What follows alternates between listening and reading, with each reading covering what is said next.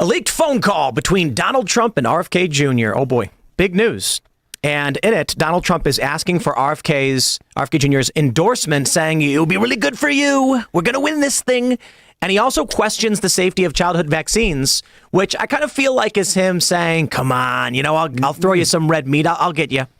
So we'll talk about that. Then we've got a bunch of other really big stories. Tenacious D. They're megastars. It's a huge comedy band. They were massive in the 2000s. They have a nearly sold out tour canceled. On stage, just the other night, Kyle Gass, one of the members of the band, made a joke saying he wished the shooter didn't miss. And then the next day, Jack Black announces the band is done. All future endeavors are on hiatus. Or he didn't say the band was literally done. He says all future creative works are on hold and the tour is over. Kyle Gass has apologized. So we'll talk about all of that. We've got Donald Trump's Secret Service detail no longer has women in it. And then, of course, tons of people are getting fired from their jobs for posting on social media that they are upset the shooter missed. Massive story. We're going to talk about that. Plus, there's a lot more. Trump's polls, they're surging. His prediction market, all of it surging. Before we get started, my friends, head over to castbrew.com and pick up some Cast Brew coffee. Look at that screaming man right there. We've got Ian's Graphene Dream, low acidity coffee. It's our latest, as well as Alex Stein's Primetime Grind, 2 times caffeine. Everybody's favorite Appalachian Nights. If you like the show and you want to support our work, hey, we're selling you a product. We sponsor ourselves with Cast Brew coffee because it seems like the best thing to do. So go to castbrew.com, buy our coffee, support the show, and you'll love it. Also, head over to timcast.com, click Join Us, become a member to support our work directly because your membership makes this show happen. And at 10 p.m. Eastern, we're going to have a members-only call-in show where you, as members, get to call in, join the show, talk to us and our guests. Additionally, we have a special pre-recorded segment with Congresswoman Lauren Boebert tonight, which we'll be airing at about 9:15. We were able to get her in just for just a few minutes to talk about legislation she is preparing to defund, to target the Secret Service over their failures and hold accountable the people involved. I got to tell you, it was a great conversation because we don't pull punches. We are questioning whether there was an official capacity to this because of how this all went down. And this is why we want subpoenas and we want answers. So that'll be up at about 9:15. We'll roll tape on that. Then jump back to Super Chats for the show. So get your Super Chats in, smash that like button, subscribe to this channel, share the show with all your friends if you really do like it. Joining us tonight to talk about this and so much more is TheQuartering. Hi, how you doing? It was a great intro. I'm glad to be here. I'm really glad that you relocated the entire show just for me. That was just really nice of you. We were like, we're going to fly everything out for Jeremy so we can have him on the show. It's the only way. He doesn't travel. When he does, he stops. Yeah, it's never been... Like, nobody's ever been more accommodating than Timcast. And that's, you can put a stamp of approval. Rented out a whole conference center. Do you want to who are you? What do you do? My name is Jeremy. I have a daily live stream at 1 o'clock Eastern on Rumble. I create videos on YouTube and cover news and pop culture, not dissimilar than Tim. And I've been doing it for about 10 years, so hopefully you'll check me out. Right on. Alex Stein is hanging out. Pimp on a blimp, cashbrew.com, get some of that 2-time grind coffee. And, Jeremy, I'm a big fan. We've never met in person, so for you to come out, this is a big deal. I think it's a big deal, too. It is. Yeah. I feel very anointed, very blessed with Jeremy's presence. Once I heard you'd be here. You're very lucky. I think Alex was swimming like literally 10 minutes before I'm we went still live. soaking wet. You guys can't see my pants. Tim, you are soaking wet. You see how my pants are still wet? There's like the mark It's a family-friendly right show, please. Come on. Yeah. Seats, sir. Yeah, it's an indoor pool. So, guys, we're in Milwaukee. A pimp on a blimp's going to party. Pimp. That's a new one. We got Luke Rudkowski hanging out. Hey, guys. Luke Rudkowski, youtube.com/wearechange. I do a lot of different videos. I do a lot of different podcasts. Today, I had Russell Brand on my show. Last week, Rob Schneider, Chase Oliver, Justin Amash, really fascinating conversations. Subscribe at youtube.com/wearechange. Thanks for having me. Elad just got here. Hey everybody, I am Elad Eliyahu, field reporter here at Timcast News. Tim, thanks for having me on with this superstar lineup. I'm excited to get into it. What's up, Anna Claire? Oh, hey. Well, I'm glad you could join us. I'm glad you're all here. I've never met Jeremy before ever, so it's cool to meet these people. It's all downhill from here. Oh, I'm Hannah Claire Brumlow. I'm a writer for SCNR.com. I'm, here kind of regularly. Thanks for everything you guys do. Let's get started. Here we go. This is the big news from the New York Times. In a leaked phone call, Trump tries to coax Kennedy into his camp. This one's great. They say a leaked video of a phone call between former President Donald Trump and the independent presidential candidate RFK Jr. on the day after the attempted assassination of Trump offered a behind-the-scenes look into the former president's efforts to coax Mr. Kennedy out of the race and into his camp. The video was first posted early Tuesday morning by Mr. Kennedy's eldest son, Bobby Kennedy III, and then swiftly deleted, according to screenshots of the original message and a person briefed on the matter. The younger Mr. Kennedy criticized Mr. Trump for his vice presidential pick and said he wanted to expose his real opinion on vaccinations. The video provides a glimpse of the private relationship between Trump and Kennedy, who have long been friendly, though Mr. Trump has publicly criticized Mr. Kennedy during the campaign. Mr. Kennedy apologized for the leaked video almost immediately on X, the same social media site where the video first appeared on Tuesday morning. When President Trump called me, I was taping with an in-house videographer. I should have ordered the videographer to stop recording immediately. I am mortified that this was posted. So in this call, Trump basically is saying you should endorse me. We're going to win this. It would be really, really big for you. They go on in the New York Times to mention, quote, I want to do small doses, Mr. Trump said, before observing that the practice of giving multiple vaccinations at once means the shot, quote, looks like it's meant for a horse, not a 10-pound or 20-pound baby. Mr. Kennedy and the organization he co-founded, Children's Health Defense, have for years promoted claims about the health risks of childhood vaccinations that have repeatedly been refuted by studies. Quote, and then you see the baby all of a sudden starting to change radically. I've seen it too many times. And then you hear that it doesn't have an impact, right? But you and I talked about that a long time ago. Then Trump pivoted to an apparent effort to win his support. I would love you to do something. I think it'll be so good for you and so big for you, and we're going to win. Kennedy, standing while wearing a shirt and tie, says, yeah, barely audibly throughout the video. Mr. Kennedy says little else. So, I mean, why did they leak this?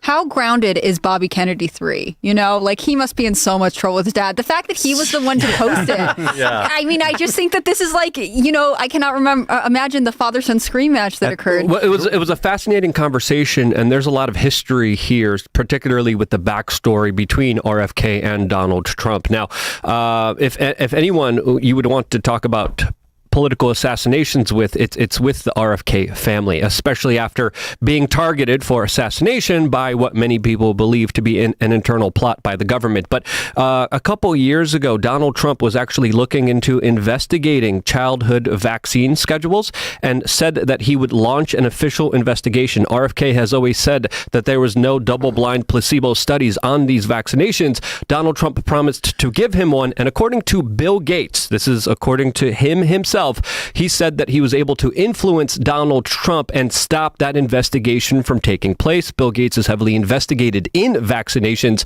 and this conversation was very eye-opening, and it could have been deliberately released in order to make people understand where Donald Trump stands on the vaccination issue, since I wouldn't be surprised if this was even an internal leak by Donald Trump himself to reassure people about his larger kind of vaccination stance. Well, I think we know that it was RFK Jr.'s kid who did post it and then quickly deleted it. Right? The screenshots show that he posted it. And he's commented on it. He said that was a mistake. But everyone knows you post something, delete it, the internet remembers it forever. But so I just bring that up because the suggestion then would be Donald Trump and RFK, they knew it was going to happen. They wanted him to post it. And so it was basically what better way to make it look than an accident? Potentially. I'm just extrapolating here. It's like a soap opera plot for potentially. you. And I want to say one thing, Del Bigtree's done some great research on this. And, a lot of people, we can only say so much on YouTube about vaccines, but a lot of people blame vaccines for a lot of issues. But actually, the fact that men are having babies later, that is actually one of the reasons that there's a higher occurrence of autism. Did you know that?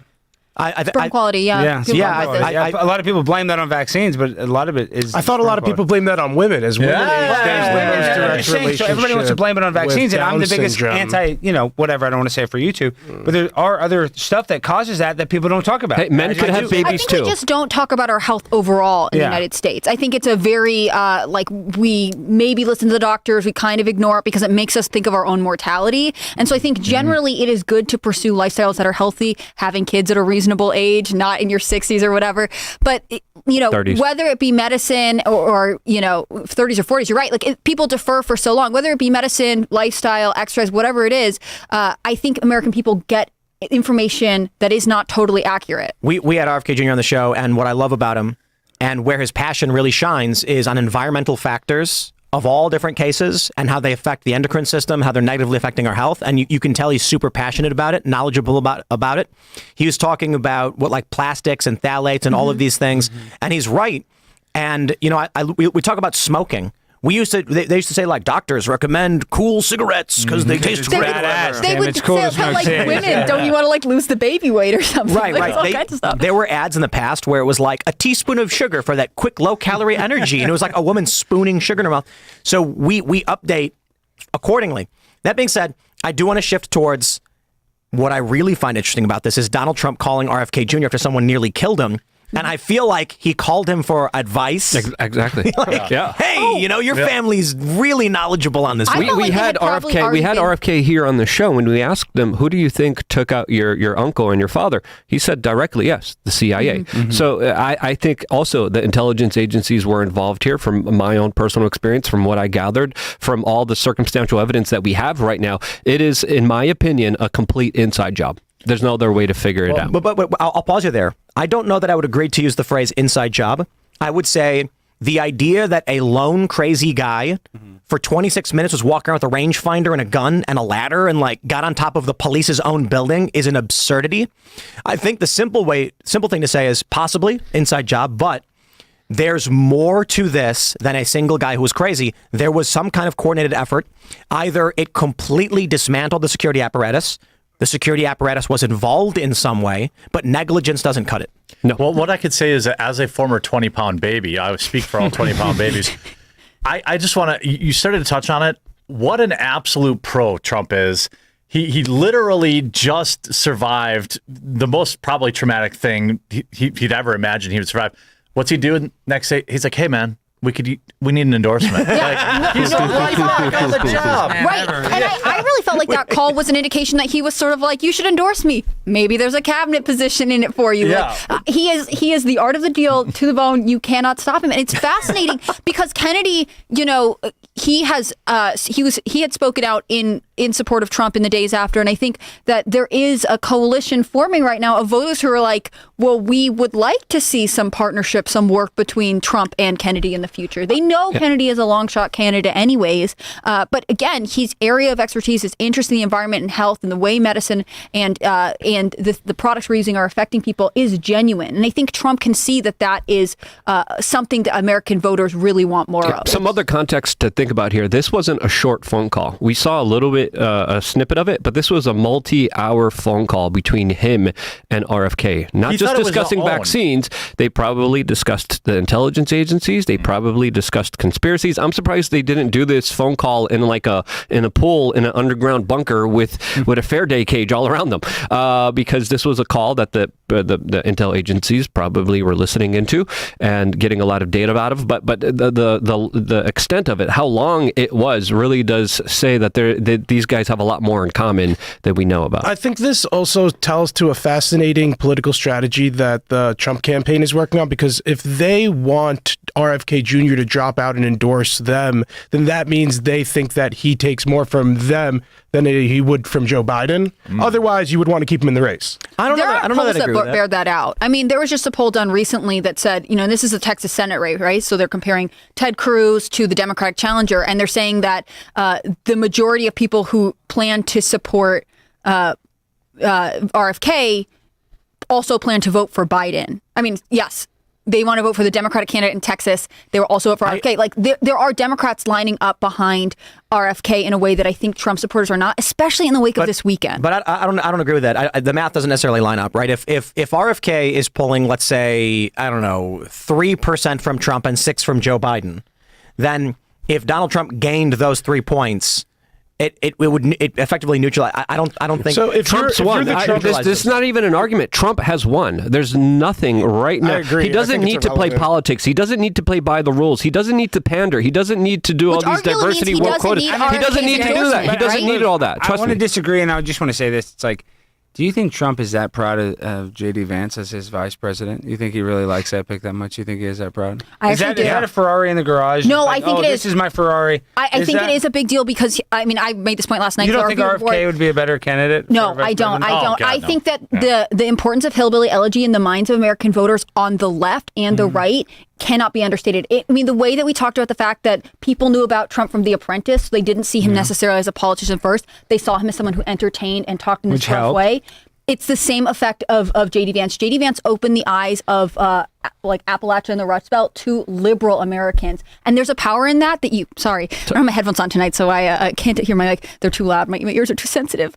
But J.D. Vance really opened up this part of America to the liberal elite in a way that no one else could. And I think that's one of the strategic reasons that this moment is why he is good. If he stays in the Senate for too long, that momentum of Hillbilly Elegy falls apart and is behind him. When you turn your head, your audio. I need to stop gesticulating so wildly. I just need to be very still. But he did, make fun of Trump in 2016 pretty badly. That's it. He's disqualified. Trump, no, he I'm was not saying also- that. Everybody can change their mind. Trump endorsed him in 2022. Why for not the a guy Senate like race. General Flynn, a real pimp on a blam, like somebody He was that's been also with him? supportive of the vaccine as well. I think that there are a lot of really interesting people in the U.S. who could have made a great vice president, but I understand the rationale behind J.D. Vance. I think J.D. Vance is Trump's play to secure Wisconsin, Michigan, and Ohio, where he's weakest. That's what I think too. I don't think he needs it. I think he's won the election. I think it's clear. I think Tucker Carlson called it. He says it's clear right now after what happened, after that, after he stood up, after he said fight, that's enough for everyone to vote for.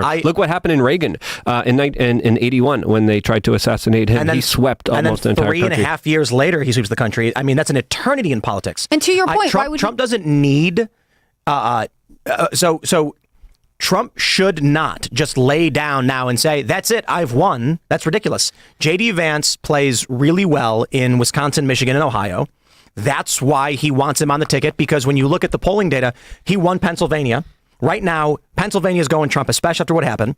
It's leaning Republican in Nevada, Arizona, Georgia, North Carolina. I mean, Trump's securing these locations, but Wisconsin and Michigan are still toss-ups in the polling data. I don't think that's fair, because the internal polling data that got leaked shows it's the apocalypse for Biden based on his broken brain alone. Mm-hmm. But Trump is saying, we don't just stop now. Now that everyone said, I can't lose, this is when you yell charge. Mm-hmm. You pick J.D. Vance, you win the Rust Belt. Can I make a plea to the voters out there? I love all the Trump won stuff. I'm not like this. It makes me really nervous when people say, hey, Trump already won. Like, no. He's still going to take a Herculean effort for him to win in November. So I get nervous when I see all this. It's over. I'm not like going after you, Luke. I'm just saying, like, I see it in the headlines, right? It makes me nervous because people get complacent. Just remember, here's what I'll ask people to remember. Remember 2016 when everybody said Hillary had it and it was going to be a landslide? Oh, yeah. And then it didn't happen. So, like, people still need to get out and vote, and they need to tell their friends to vote, and they need to bring their cousins and everybody else. Because we're not just up against an argument. This was the mistake Republicans made in 2020. They said Donald Trump won the argument. He had 3 great years. They lied about all of these things. COVID is bad. I'm not going to blame him for all of it. But we want Trump to win, and here's the argument we've presented. And then Democrats went out and ballot harvested. Yeah. And the argument didn't matter. I'm not saying take your foot off the pedal. I'm not saying take it easy. I'm not saying take a victory lap. I'm saying double down on being anti-establishment. If you have anyone in your inner circle that's a part of the establishment, get rid of them immediately. Double down on the messaging of saying that you are not a part of the machine. The machine, Trump, exactly. This is exactly what I'm saying for him to do, which would be more of a strategic move, because months ago, I was specifically saying his VP pick needs to be someone that will safeguard him from assassination. I was saying that specifically months and months ago. And to me, this was an okay pick. It wasn't the best pick, but he could have safeguarded himself in a more secure way by picking someone that's way more of an anti-establishment figure that would have scared the intel agencies from taking him out in the future. I don't think Trump is safe with this pick, personally, myself. Well, whether or not Trump is safe, let's jump to this next story from the Daily Mail. I love how they've headlined this. Can you spot the unusual feature of Trump's security detail at the RNC 2 days after assassination attempt? Yeah, no women. Yeah. So Time magazine wrote, what to know about women in Secret Service as critics blame DEI for Trump's shooting. I don't like that excuse. There's too many abnormalities that, actually, I don't even want to say the word abnormality. The circumstances around the Trump assassination attempt do not align with the idea of a lone gunman who got lucky. It doesn't make sense. Now, I don't know what that does mean. We'll need an investigation, subpoenas, whistleblowers, etc. But many people are criticizing that Trump had, 4 women in his Secret Service detail?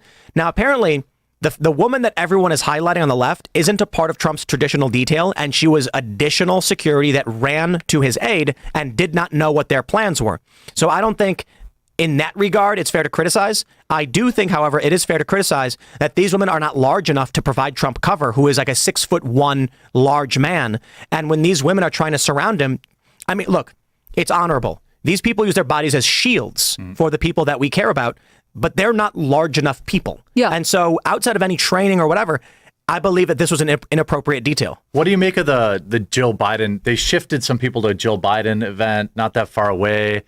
Like an hour or two drive. He was there. Yep. How many were there versus the Joe Biden event? Yeah. So it's. The Secret Service has said, "Oh no, everything was fine. We didn't divert resources away from Trump." You know, Okay. it is hard to I believe believe them. the Secret Service right now. Like when they're like, "No, we have debunked that." They're saying that they had a security threat from Iran on the day of the assassination. Is that really true? They said that? Okay, they'll say a whole bunch of stuff. They'll tell you that there's weapons of mass destruction They said it in today. Iraq. Of They'll course, tell you. They'll tell you anything they want to tell you. But to me, this is a total distraction. So Yeah. but they even admit themselves there was a lot of specific warnings. Everybody watched this, and I think Fox News edited this out. But you guys heard him say, "What do we do?" Did you guys hear that? I didn't hear that. Who said what? You didn't hear that when they jumped The on woman top said, of him? "What are we doing?" They said, "Yeah, what are we doing?" It was the woman said, "What are we doing?" You don't think that's a little weird? You don't think they well, game she's not plan? hold on, normally on this detail. And this will come up with because we already did the interview with Lauren Boebert.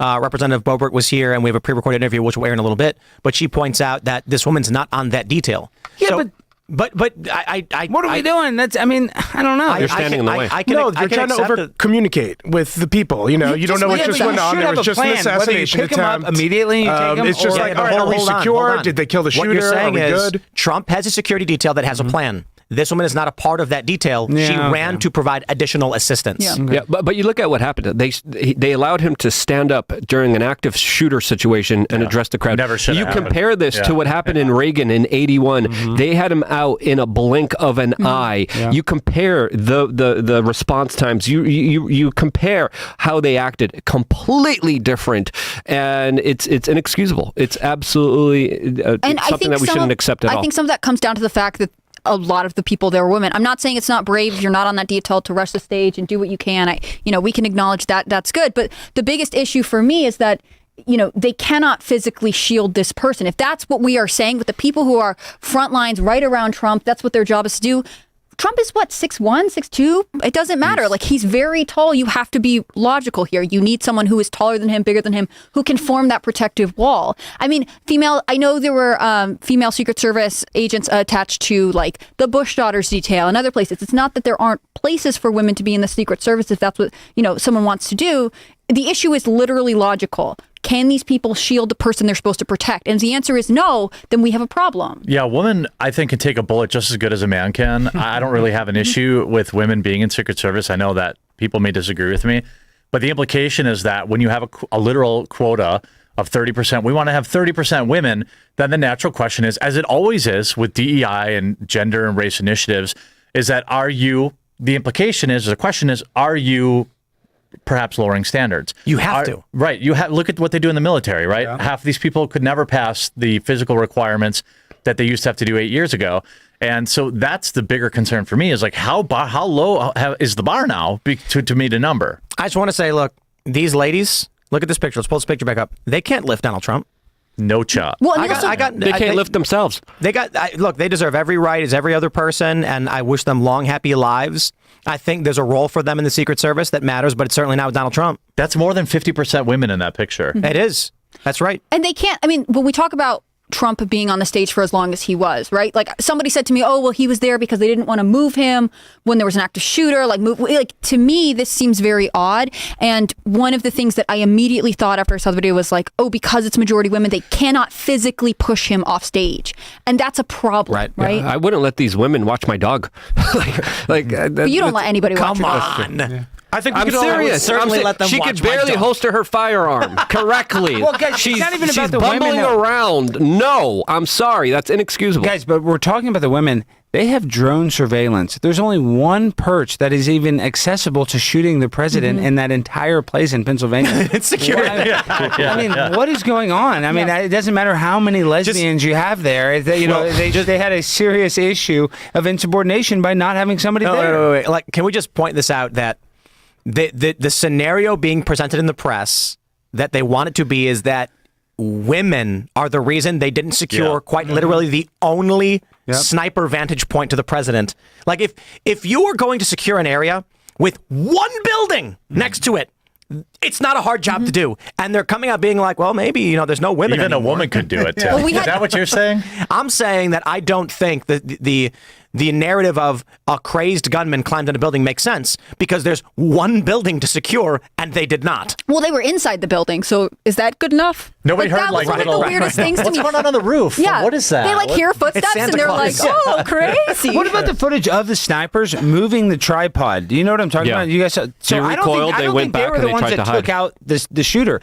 Call me a conspiracy theorist. I don't think they were the ones that took him out. It could have been the cops. That's what I think. Those two in the picture, I don't think. I think it was local. No, I do not think. Yeah. No, those two in this and picture took again, him out. I'm going to refer to this ABC interview that Kimberly Cheeto, the director of the Secret Service, did yesterday, and she said the buck stops with me, and it's our responsibility as Secret Service to protect the former president. But we weren't in charge of securing that building. That was local police. Like, she's immediately shifting the blame away from herself. And again, that begs the question, like, if it was a local state trooper or anything else who took out that the shooter, doesn't he deserve some sort of recognition and credit? Like, hopefully these things come out because the Secret Service is somehow both claiming credit, and there were obviously brave agents who took action that day, but overall, they seem to have failed. I think we could widely agree that the Secret Service and law enforcement failed on every level here. I think one of the more troubling things to deal with, though, is that most congressmen and senators, or I think almost none, have security. So only, former presidents and their first ladies and some of their family really has the Secret Service. And I don't know what this means for those people. We've seen the political climate get more heated recently. Nancy Pelosi's husband was attacked recently. I think there was an attack against one of the Supreme Court justices. Of course, the congressional baseball game a handful of years ago. People forgot that one real quick. What does this say for those people? If allegedly a lone gunman can get through Secret Service, what does that say for everybody else? I just want to stress that if I were to write a script and this was the story, they'd be like, I know you're writing a fiction action movie, but this is not believable. Like, at least make it a little realistic. Well, and Kimberly Cheeto was on Biden's detail when he was vice president, from what I read in the statement when he acknowledged her appointment. And so there has to be a level of, like, at one point you were theoretically good at this. I mean, nothing happened to him. What happened now where this agency seems to be in disarray? Can we give a shout out to, I think, Elon's absolutely epic burn of reminding people that she was previously in charge of defending Cheetos before defending the president? She went from worked for Biden. PepsiCo. Yeah, she went went from from the Biden administration to PepsiCo. Yeah. PepsiCo is one of the most powerful companies on the No, that's true. That's true. It is true, though, right? Yeah, so it was a demotion. Yeah. She got promoted to PepsiCo. She must have screwed up at Pepsi. I mean, could you imagine if Pepsi was actually behind this? We need whistleblowers we're- at Pepsi. Well, I'm kidding. Obviously, they're not. But it's funny that she changes jobs, and there's always jokes about revolving doors in politics, and it's like she takes his position. It was Pepsi the whole time. I'm kidding, guys. Pepsi's delicious. Calm down.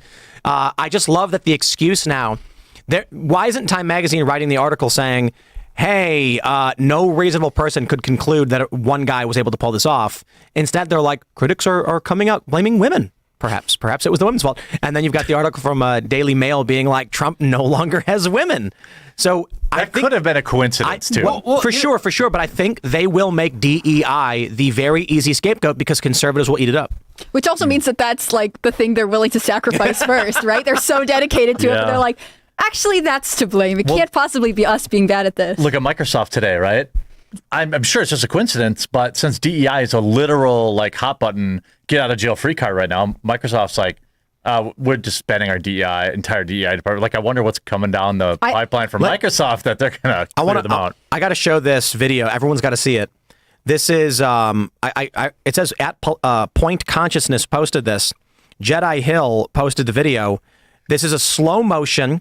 They wireframe Trump's head. Then they show an overhead view, a 3D rendering of the path of the bullet and Trump's movements literally 2 or 3 seconds before. And watch this. Take a look what happened. Wow. Take a look. This is what's really fascinating. When the head on the bottom is an overhead shot of a wireframe of Trump's face, it really does track. See the head tilt? The head on the bottom tilts slightly at an angle towards the left. Trump's head up top does exactly that. There's the head tilt. and then the bullet hit his ear. If Trump did not tilt his head that way, look, it would have gone right through his head. Right, and if that's how through his eye, through his eye socket. This is literally how close we came to full pandemonium and to the end of America.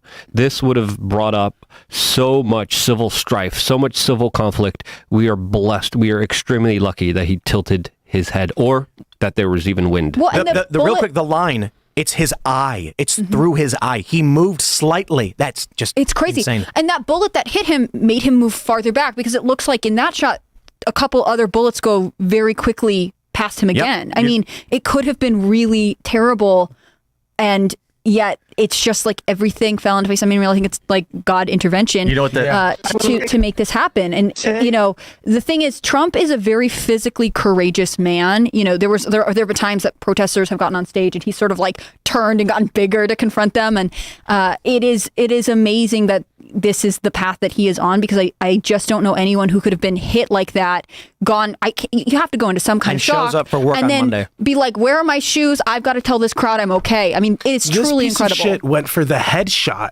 He didn't have to target. He could have gone the for head. mass. If he Yeah, went, but there could have been a bulletproof vest. Yeah, Trump wears a vest. I don't sure know he if he's wears a wearing vest, a but vest here, and still. I don't know if it would have been able to protect him from this shot. But you're taught when you shoot to go for center of mass. I think this guy was aiming for the head, and Well, he was, yeah, absolutely. yeah, And look at this. This is slow motion. This is, I mean, it's crazy. Trump's head's lined up, and then within a couple seconds, this is a slow motion video from 0 to 4 seconds is when that shot rings out.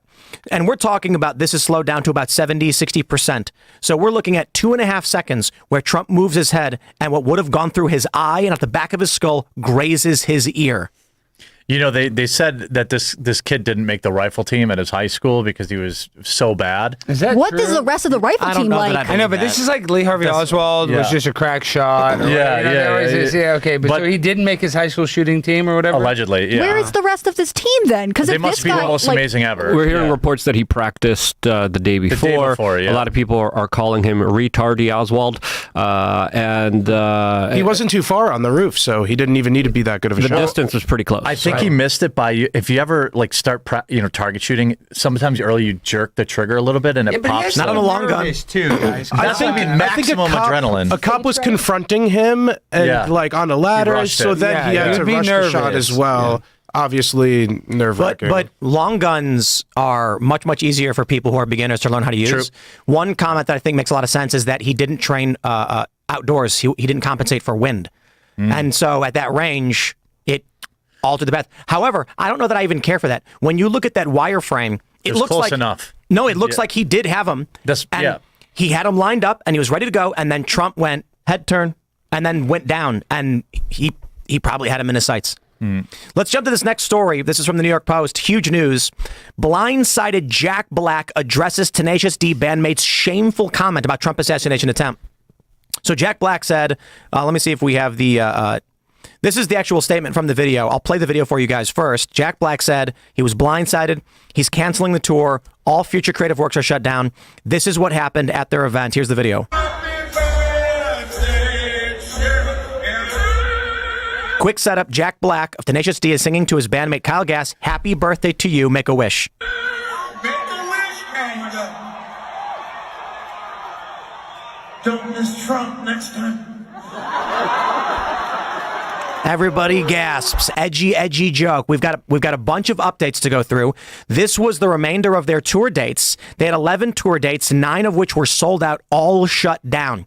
Now, what was crazy to me was hearing this, that it seemed like what happened was, with Jack Black not addressing this on stage, with not hearing any word until the next day, it seemed like Jack must have gone to Kyle Gass and said, apologize. Kyle said no. News, however, this morning, Kyle Gass did apologize, posting. I'm sorry. This is Jack Black. Let me pull up the Kyle Gass statement on Instagram. Yeah, this isn't an apology. No, this is Jack Black saying, I was blindsided after much reflection. I no longer feel it is appropriate to continue the Tenacious D tour. And all future creative plans are on hold. I am grateful to the fans for their support and understanding.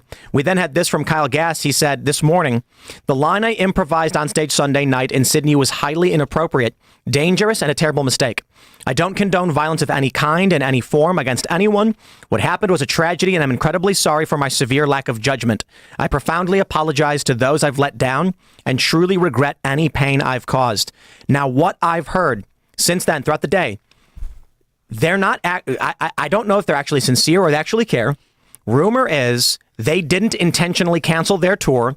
The insurance companies said, we cannot insure you when you say these things, and we're out. The venues then said, if you don't have insurance, you don't have a show. And that ended the tour, and they have no recourse. On that, and there's a Senator Ralph Babbitt, he's an Australian senator, sent a message saying they should be deported. He said that there's no place in Australia for anyone who calls for another person's assassination. And he contrasted it to the way Australia reacted when Novak Djokovic, sorry guys, the tennis player, I can't say it. Oh yeah, He was deported from Australia because he didn't get the vaccine when he was trying to play in the Australian Open.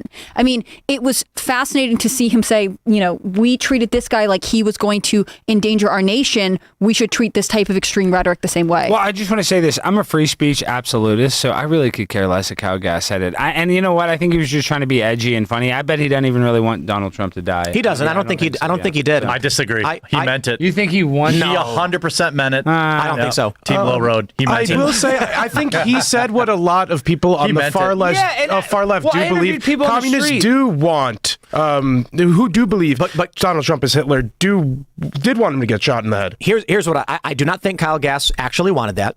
I think that for the past 15 or so years, liberals have built a culture of calling for violence, saying punch a Nazi, advocating for these things, depicting themselves holding up Trump's head or pointing guns at him. And Kyle thought he was making the liberal joke that was acceptable in liberal circles without thought. But the attitude has shifted in Western society because a man literally killed people that day. Or actually, he killed a man that day, nearly killed several more who are still in the hospital, and Donald Trump also took a bullet to the side of his head. They still are living in this world where it's okay to make these jokes. And now, what they don't realize is that when they would go on social media and say punch a Nazi and get away with it, because they had control of the cultural levers, all that it matters now is the insurance company said, Mr. Black, you do realize that there are crazy people who have just tried to kill the president of the front runner for the presidency and a former president. If you're saying you want that to happen, we can't provide insurance for your venue. And they're going, whoa, but we make these jokes all the time. Did you see No, it's changed. Did you see the CNN clip where she started to say, the anchor today started to say, oh, they're aiming for Trump or something? She's like, we got it right here. Yeah, Let's play it. Here we go. He has said many, many times, after having been questioned many times about this, that he's not stepping down and he's going to be the nominee. So at some point, Democrats have to decide that they want to try to win this election and turn their fire on Donald Trump. I think there is... I shouldn't have said turn their fire. I apologize. That was not the phrase that I meant. They need to turn their focus on Donald Trump.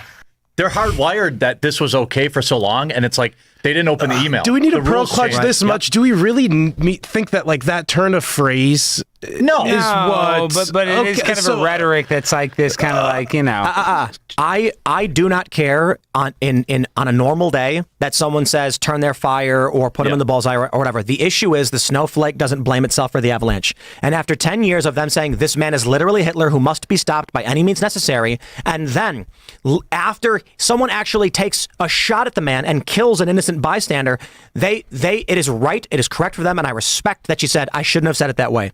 I respect it. The snowflakes are starting to recognize now, like Kyle Gass and this one at CNN, that they are the avalanche causing these things. And I'm not saying fire them. I actually think we should accept the apology of Kyle Gass. I like Tenacious D. They support Joe Biden. That's fine. Kyle Gass came out and said, I profoundly apologize. I should not have said this. I accept your apology, because now with that apology and with us accepting it, they're going to go back on stage acknowledging the way the culture has shifted. We will not tolerate this.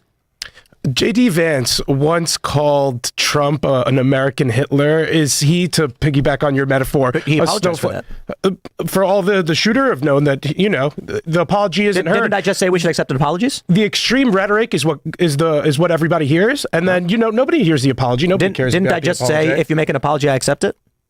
And that makes it all okay? Okay. Yeah, absolutely. All right. And so J.D. Vance has come out a long time after those comments he made saying it was inappropriate. He shouldn't have said those things. He's realized why he was wrong. And now he's literally the VP. Mm-hmm. That's why I'm for paths to redemption.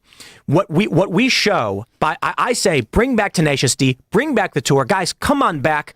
I understand you made a joke. You didn't realize the nature of what you were saying. You've apologized for it. And now what we do is we wave that flag around to make sure everyone knows, do not say this about Donald Trump. Do not engage its behavior. It is no longer acceptable, and you will lose your livelihood and your job. We don't want to see that happen to you. So be nice and play fair. No, I'll take like 20 of these people getting canceled forever. Thank you very much. The beautiful trend on the right, this theme of redemption, it's a Christian theme. People talk about it a lot. We see it a lot on the right. It's such a beautiful thing. I'm not Christian. Well, part of that is forgiveness, right? Like if someone apologizes, begs for your forgiveness, that is supposed to be one of the ways to seek redemption. I mean, really, the other part of that is that you're not supposed to just continue on with the behavior. It's like not Amber enough. Rose. It's not.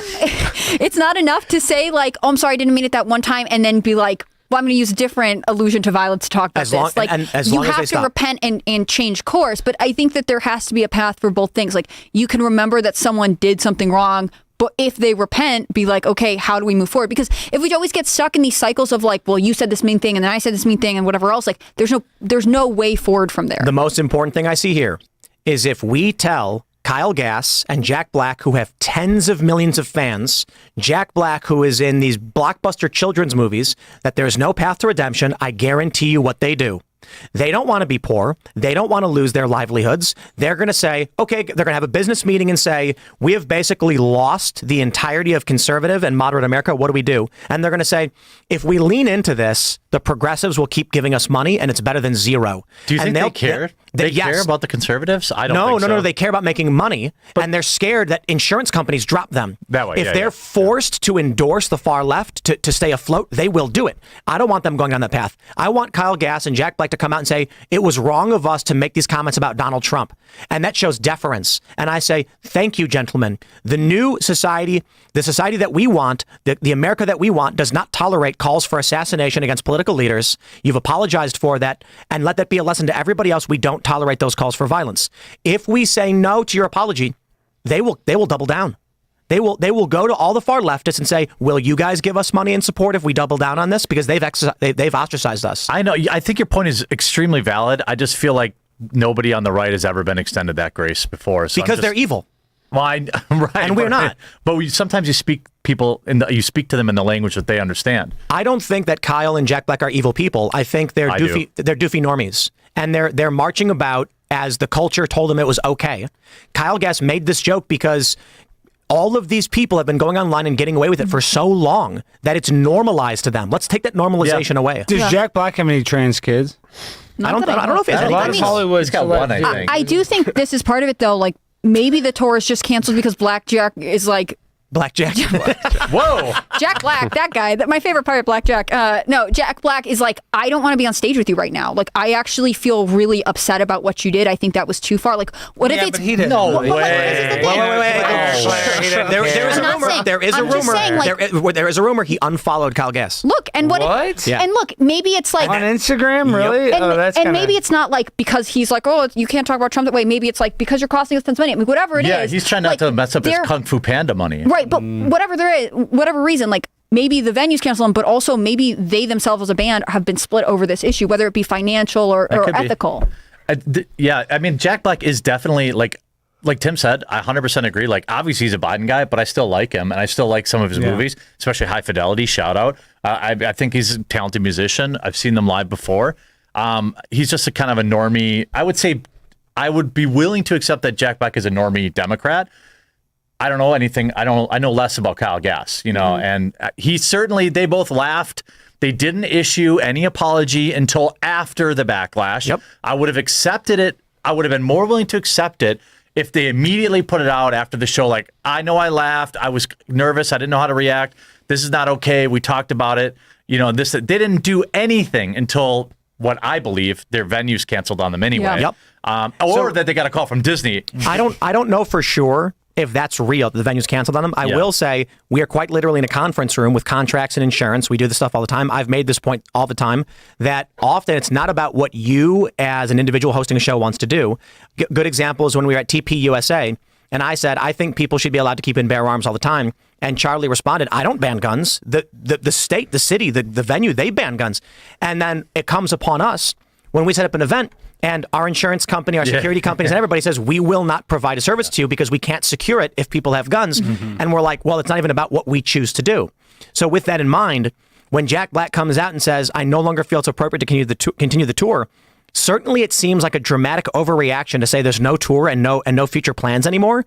No, I think this is him as saving face. Instead of them coming out and saying, our venues have all pulled from us and we've become pariahs. He's saying, no, I've made the high road choice to say we shouldn't because we're good people. I think they're in panic mode. You're right. I'm sure. Yeah. Or ticket sales low, tour didn't sell out. Oh, it was already sold out. Well, and where were the other stops? Except for 2. Were they mostly in Australia? No, half of them are Australia, New Zealand, but there was Wisconsin, there was Ohio, I think there was Indiana, Michigan. Tenacious D's a big band. I mean, they've been touring for I just didn't know if they were on like their Superstars. specific international leg or something. And look, I mean, go watch Pick of Destiny, classic 2000s movie. Love it. It's hokey silliness. It's not crazy, weird stuff. It's not for kids, but it's goofy. They defeat Satan. Satan's a bad guy. They fight him in a rock off and take But his he can horn from shred, I think. He can shred. Yeah. It's a funny movie.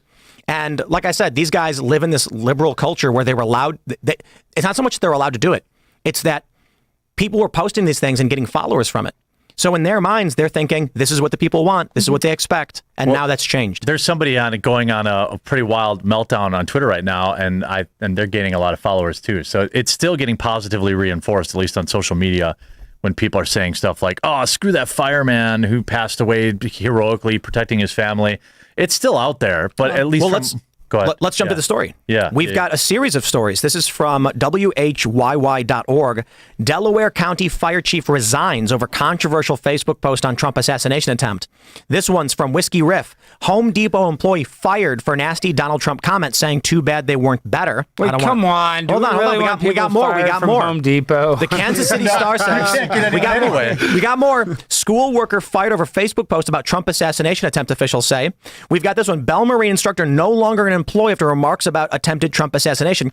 Over and over and over again, we're getting these stories. And Libs of TikTok has been posting comments from nurses, from teachers, from employees, and then I don't know. One of you guys can clarify this for me. Is Libs the person who's actually sending the messages, or just posting them? Like, are they sending? Is Haya sending the messages that the posts to the employers? I don't think so. I think just people on the internet probably are. They're emailing Yeah. So they're seeing what Libs is highlighting. Like, look what this person's saying, and then people are reaching out to the schools, to the fire department, to the businesses, and getting these people fired. In Home Depot, this image that you're seeing right here, this was a guy who saw her post and then went there and said, are you so-and-so? And she's like, yes. And he's like, you said this thing. And she's like, excuse me, I'm at work. She got fired from this. Now, Alex, you asked. Give that lesbian her job back, Tim. I mean, what do you mean? Look at her. You really think that she cares if the president is going to die? Like, whatever. I mean, somebody wants to think that. I went and I asked people on the street, what do you think about what happened to Donald Trump? They said, a BB gun hit him. Some people don't give a damn. Why? Right. I mean, so They're she has allowed an to. opinion. Yeah. She can have that opinion. And I think Home Depot should fire her. Now, have you ever tried getting help at Home Depot? It's impossible. But let's be for real. Let's be serious. Everybody wants to argue cancel culture is wrong, cancel culture is bad. We talked about it a little bit last night, but I'll explain why Home Depot should fire her.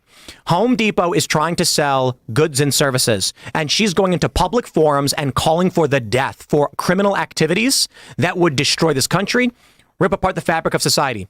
Now, I don't like that there's the threat to free speech in this regard, but I respect a private business saying, hey, you're engaging in what is borderline criminal behavior, calling for the assassination of a president. Like, that gets you a knock on the door by the feds and the Secret Service. If you want to do that, you can, but not if you're working here, because we're just trying to sell lumber and gardening tools. Now, should people be reaching out and hunting these people down, doing all this stuff? I'm not a fan of that. But I'm also not going to defend people who are calling for the death of the front runner, because it's a danger to our democracy.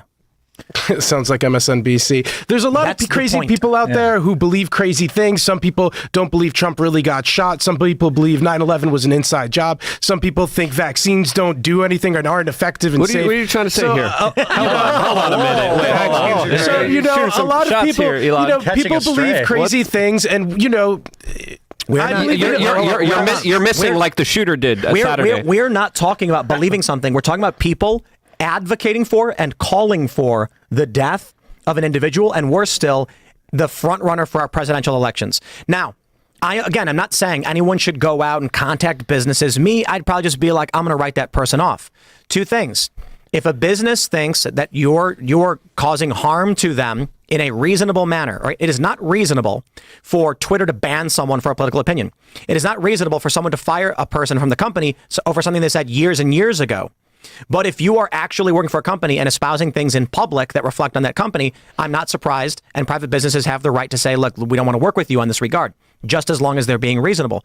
But more importantly, this is bordering on criminal activity. That's a problem. The only thing I can contrast it with quickly is like if this Home Depot cashier was posting on Facebook, someone in my local community should unalive themselves or should get beat up or something like that. Like if they were calling for something like that to happen with I don't know, someone who lives in this town or this area, is that and I don't know off the top of my head, how would police respond to that? How would Home Depot respond to that? Because there is, obviously there are consequences for posting threatening things online. Yeah, but, it's not exactly a parallel to this, but again, we don't treat all speech equally as much as we believe in free speech. I don't blame this woman. I blame the intel agencies that have promoted Trump derangement syndrome through social media, through the corporate media. They're the ones that have gaslit and manipulated the American people to be so polarized here. And if we look at all of this, I blame the intel agencies. Now, you could say inside job, you could say it's not an inside job. They had a hand when it came to radicalizing Americans to hate Donald Trump, to think that he's Hitler, to think that he's going to be attacking democracy.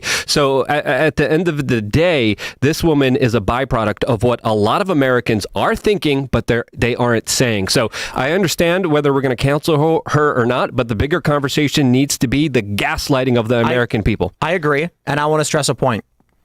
I had a great discussion the other day on principles and morals. We've talked about it on this show. And one example I like to give on the sort of the meaninglessness of this principle statement people give, I think morals matter more. There are people on the right who say, people on the left say the government shouldn't tell people what to do with their bodies. And then they call for vaccine mandates. Mm-hmm. Then people on the right will say, the government shouldn't, also, I disagree, they shouldn't be allowed to tell us what to do. The vaccine mandates are wrong. These people are hypocrites, but would absolutely intervene with the state if a doctor prescribed a child sex change to a kid, intervening with the choices a parent would make on their own health care. Because it's not about the principle of state should not intervene. That's meaningless to both factions. It's about the moral lines that we're willing to draw. And now I will stress this point. If a person goes on Twitter and says, I'm not a fan of gay marriage, and you say, we're going to take your job from you, that's unreasonable. That statement in no way negatively impacts a business in a reasonable manner. Now, people may get upset with your business, say your person's got bad opinions, but everybody has bad opinions. Someone advocating for and lamenting the fact that an assassination of a political leader did not happen. In this instance, she said, too bad they weren't a better shooter. She said, he's the definition of corrupt and evil. That's the line. The reason why my moral line says I won't tolerate this, the end result of this avalanche that they're causing with advocating for assassinations resulted in a dead man who was shot and killed protecting his family. And I got to be completely honest, if Donald Trump took that hit, we're talking, like Viva Frei said, Franz Ferdinand level, World War III, international collapse. Yes. Yo, these people aren't just going on and saying, I have a bad political opinion. They're saying the world should be ripped asunder. And we have to at some point say, okay, guys, at the very least, chill out on this. Now, that being said, Raymond G. Maga Stanley Jr. asked if she apologized, get your job back. 100%. I 100% think so.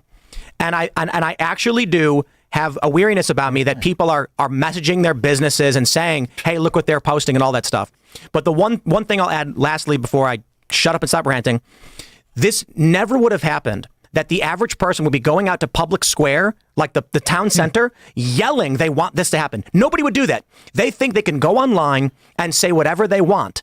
But I will stress again, 10 years ago, when someone went on Twitter and said, learn to code and got banned, is not the same thing as going into the public square and calling for, advocating for, or wishing that an assassination would take place. That's way outside the social contract. I think I would say these are the same people who would have laughed about people being banned and said, oh, freedom of speech, but not freedom from consequences. What I'll say about people, several of these people, I would say it's a stretch to say they're calling for it. Some people did. Some people more like, oh, I wish he didn't miss. I don't feel great about kind of witch hunting these people down and getting them fired. I wouldn't advocate for them to be fired because they have a vile opinion. I don't really care one way or the other. They're allowed to have it. But I don't care that they got fired. In my opinion, you don't want to become what you're fighting. And if we're going to cast blame, it should be on the intel agencies that are the ones that are calling for a lot of this radicalism. There has to be social order. I do hear what you're saying, but there has to be social order. This guy, I'm not going to show his name, said a little to the right, next time, please. Saying next time, please is a call for action. He is saying he wants it to happen again, and he wants him to get it right. We have to have moral standards. We can't have people running around society going to each other and saying someone should do it right next time, because this is the left calls it stochastic terrorism when the right says things like illegal aliens that aren't in the country, many of them are criminals. That's not. What is stochastic terrorism is when the media comes out, and I agree with Luke on this one, and says Trump is an existential threat to us and our democracy and must be stopped by any means necessary. And then they pause and go, at the ballot box is where we'll do it. Yeah. But it's like, okay, dude, we know what you're doing. It is the, oh, won't someone rid me of this meddlesome priest? Now, that being said, I think it's fair to say we do believe in free speech. And I don't like the idea that people will say what they truly believe and then have their lives ruined over it. My only stance is this. Like I said, I will not engage in hunting people's jobs down and getting them fired. I don't think anyone should be doing that, but I will never defend people who are on the side of the destruction of our morals, our lives. There's a reason why one of the 10 commandments, honor thy father and thy mother. And it doesn't matter if you're religious or not. It's that we want to maintain the roots to our moral ancestry to maintain a cohesive and functioning system. And like Dennis Prager points out, if you cut the flower from its roots, it'll look beautiful for a little while before it dies. So we want to maintain a basic moral standard and say, guys, let's not cross that line lest the whole thing fall apart. It would be nice to see if you had, I don't think firing some Home Depot cashier changes things much other than, for them personally. But I do agree that also the media companies that have been using inflammatory rhetoric, it's a tight line for me because I feel extremely uncomfortable when we're talking about policing speech, especially in America. But when you look at you can only turn up the temperature in the pot for so long before it boils. And I think the media does probably bear some level. I mean, if Alex Jones can lose everything he has for asking, for reporting what he thought was true, certainly some of these media agencies that have spent years whipping people up into a fervor and living in fear and telling them that this will be the last time they ever vote. I think there should be some responsibility, maybe from Donald Trump directly. I don't know. I think there's something challenging too that we have to confront, and it's that we want to live in this world of hard principle. We believe in free speech. That means people are allowed to express their ideas so long as they don't engage in violence. The problem is that can only go so far until your system collapses, and then you are surrounded by psychopathic communists who want to throw you in a gulag and take your rights from you. The left made this argument with the Karl Popper meme that if you tolerate intolerance, eventually intolerance wins because you are letting them do it. They're not wrong. If we sit back, and we did this 10 years ago, and I rejected this ideology that I held 10 years ago, somebody on the left would advocate for all of us to be banned. Someone would say hashtag learn to code, people like Destiny, for instance, and he'd say it's a private company, they can do what they want. And we'd say that's completely unreasonable because we're not acting outside of social contract. We're not calling for violence, breaking any laws. We're expressing an opinion, which isn't even that bad. Then, when they would get censored, all of us would run full speed to say, we believe in free speech. Unban them. And the first thing they do when they get unbanned is do everything in their power to get us banned. And I'm like, okay, guys, at a certain point, stop handing rocks to the people throwing rocks at you. So while I believe in free speech, I said this about a year ago, I am now of the mind that I will defend the rights of those who believe rights should be defended. I will not advocate for the taking of anyone's rights, but I will never defend someone who's on the side of the destruction of our system and our way of life. They've reaped what they have sown. I will phrase it very simply. If an individual advocates for censorship if they support the regime which has censored us and colluded with the federal with the central intelligence agencies, the national intelligence agencies, which we know Facebook and X were doing, Twitter at the time, not X, sorry, were doing, then I will never come to the defense. I will put it simply, congratulations, you've won. This is what you wanted. You lost your job for saying naughty words. That was the world you fought for, and you have received. Congratulations on all your efforts. Well, a lot of people say if the tables were turned, that we would like it if Joe Biden was, an attempted assassination on him. And that's false because no way. When Joe Biden fell off that bicycle, I cried. Nobody liked seeing him fall off that bicycle. You were really emotional. I was like, Papa. Okay, look, we're joking aside. Everyone on the right, every disaffected liberal, middle of the road, whatever, said Joe Biden should retire and spend time with his family and relax. Yep. The left has said Trump must be stopped by any means necessary. He's an existential threat. He's Hitler. And look what happens. I have said over and over again, Joe Biden should be sitting in his rocking chair in a sunroom with a blanket on his lap as he goes to sleep and his grandkids come and bring him ice cream cones. Right. It's important to talk about Joe Biden's role in all of this. I think the media companies are culpable for some of the tension that's been growing in America. But Joe Biden and the campaign as an entity pushed a rhetoric that was that political violence was imminent in America because of this terrible person, and he was an existential threat, and you have to do whatever it takes. There's no way that Trump could be elected. And then afterwards, as soon as all of these terrible things happened to Trump, and especially to the firefighters and to the people who were injured in the crowd, they said, well, we should really turn down. Yeah, everyone chill out. Right, everyone chill out. Yeah. But then Biden is also saying, oh, well, I'm not going to not attack him. And I didn't say that thing. And he's not taking any accountability. Like, there's no apology. He did turn off ads for like a day. Okay, that's still not the same thing, though. Yeah. Trying to quietly turn off ads is very different than saying, like, I had really strong language. I don't want anyone who supports me to take these kinds of actions. Like, he could full out say, like, this is not the path forward. And he's not really doing that. He's just saying, sort of, let's stop talking about it. I mean, it's really Melania Trump who releases this statement saying, my husband is a human. Yeah. And actually, every politician has family and children. They mean something to someone. And we have to treat them like they are real people as opposed to these made up enemies that we have. I'm not quoting her directly here. But, it was Melania Trump who I think was the first person to say, let us actually turn down the rhetoric here. It wasn't the Biden campaign, even though they said it. They'll continue down this path. They just want to put this behind them so they continue to be on the offensive because they don't have a strategy right now. Don't you think it's a tacit endorsement that they feel at least somewhat responsible? I don't think they do feel responsible. I think they're trying. Why turn it down? Why back? I think what they're saying is turn it down, aka stop talking about it. Let us not have to answer these questions. I don't think Joe Biden's rhetoric is responsible for the attempted assassination of Donald Trump, and I think even saying that, I think it's going beyond the pale.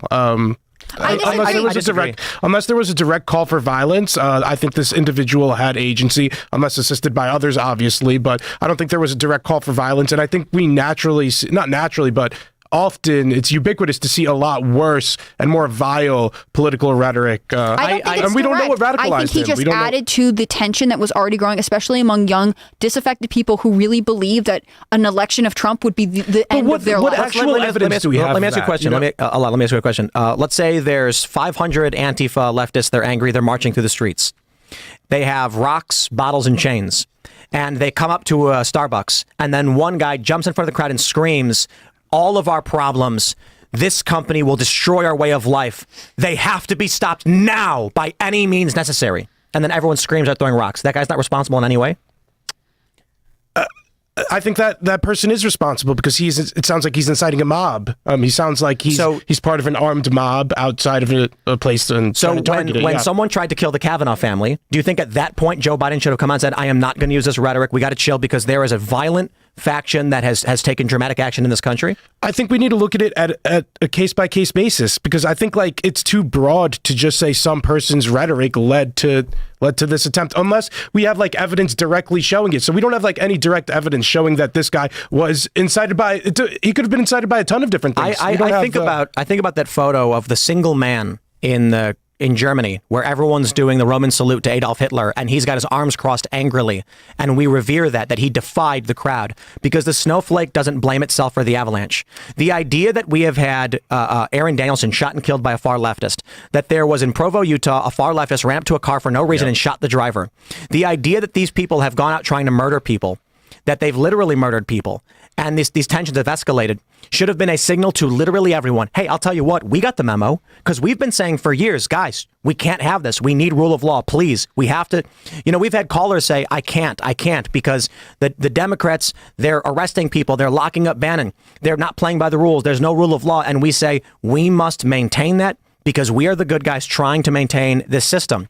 You'd think after someone showed up to kill Brett Kavanaugh and kidnap and torture his family, Joe Biden would have come out and said, everyone, we got to tone this down. That was too close and it went too far. He didn't. He came out and lied about Trump. He lied on the stage about soldiers dying. He lied about Donald Trump saying very fine people. They kept pushing this. He said only a few days ago, he's got to be put in a bullseye, that he's an existential threat. And I'm like, my dude, a guy went to Kavanaugh's house to kill and murder him and his family. You'd think at that point you'd realize behind you is a violent mob of insane people with powerful weapons, and you can't scream, get him, he's an existential threat. That's at a certain point. I agree that I don't think Joe Biden is directly responsible for instructing a guy to do anything. He is a snowflake in an avalanche of chaos that needs to recognize what he's doing and just chill out. But the snowflake doesn't blame itself for the avalanche. Yeah, and I would say there's been a political radicalization problem in this country ever since Barack Obama was president of the United States. Around Occupy Wall Street, you saw what I believe the establishment be afraid of people coming together. And ever since then, there was a deliberate effort to pin us against each other. And slowly and surely, the radicalization is increasing. And we've been seeing it for over 15 plus years. I've been calling it out. I've been saying, hey, we are on a trajectory. We are on a pathway of fighting and hating each other over petty differences. And I think this is deliberate so we can never see the true cause of our problems. And if you look from a kind of strategic point of view, there's a famous meme of spoons and forks kind of fighting each other. And then there's a king looking up upon themselves. And they're like, you know what? It doesn't matter what these people want or if they hate us or not. If they keep fighting and they look at each other differently, we will be able to do whatever we want. And that's exactly what they're doing. Shout out to Duck Dog, Super Chat, reminding me of this story. CNN, Biden says he would beat the hell out of Trump if in high school. There have been statements made. Joe Biden was basically saying he was going to punch him. Like, these guys have directly gotten into the arena of violence in rhetoric. Like, I don't think Joe Biden ever actually did these things, but they've basically come out and said that they would engage in this violence. Well, to be fair, he would be like a senior and Trump would be a sophomore. So in high school, he could be. He probably would. Yeah, he probably would. He'd be picking on a younger guy. Yeah, I mean, my point is, it's not like Joe Biden is just Stein, using turns of phrase and saying rhetoric. They've actually talked about the arena of violence and how he would win and he would actually attack Donald Trump. These signals to a guy who's 20 years old. For the past decade, the media has been screaming, I'd say 9 years, screaming Donald Trump is Hitler, the most racist guy. I think it was 2015, correct me if I'm wrong, where a man at a rally tried grabbing the gun from a police officer's holster, and they stopped him. It was a few years ago where a man jumped the barricades and charged the stage. You'd think at any one of these points, each and every one of these politicians would be like, let's stop with the existential threat stuff because we say this and we know these guys are out there. They're hearing what we are saying. So, I mean, like, I think we need to make an important distinction here between, like, aggressive, usually wrong rhetoric like this, like beat the hell out of somebody or calling somebody Hitler or a tyrant or something like that. That increases the temperature and can lead to deranged people doing crazy things that are wrong and widely condemnable. But I think those people still have agency and shouldn't be blamed for those actions unless you are explicitly calling for the violence, saying that, being obvious and explicit, we need to X this person or something clear and explicit and clear and obvious. Because, I mean, Joe Biden probably hasn't even been the worst elected official to say things about Trump. We could probably pull up stuff that AOC or Rashida Tlaib has said about Trump and then blame it on them. So, there's a bunch, it's an aggressive standard that we're going to try to meet here. And in a TikTok post, October 24th, 2023, user Trump War Room, viewed 2.6 million times, said, quote, and then remember when Biden said, I'd take him to the back of the barn. I'd dream of that. You know what I'd do to him? Trump then made several punching gestures. I'd hit him right in the fake nose, he added. So the fact check is true. Wait, was that an incredible fake news pun, or was that No, the fact check true.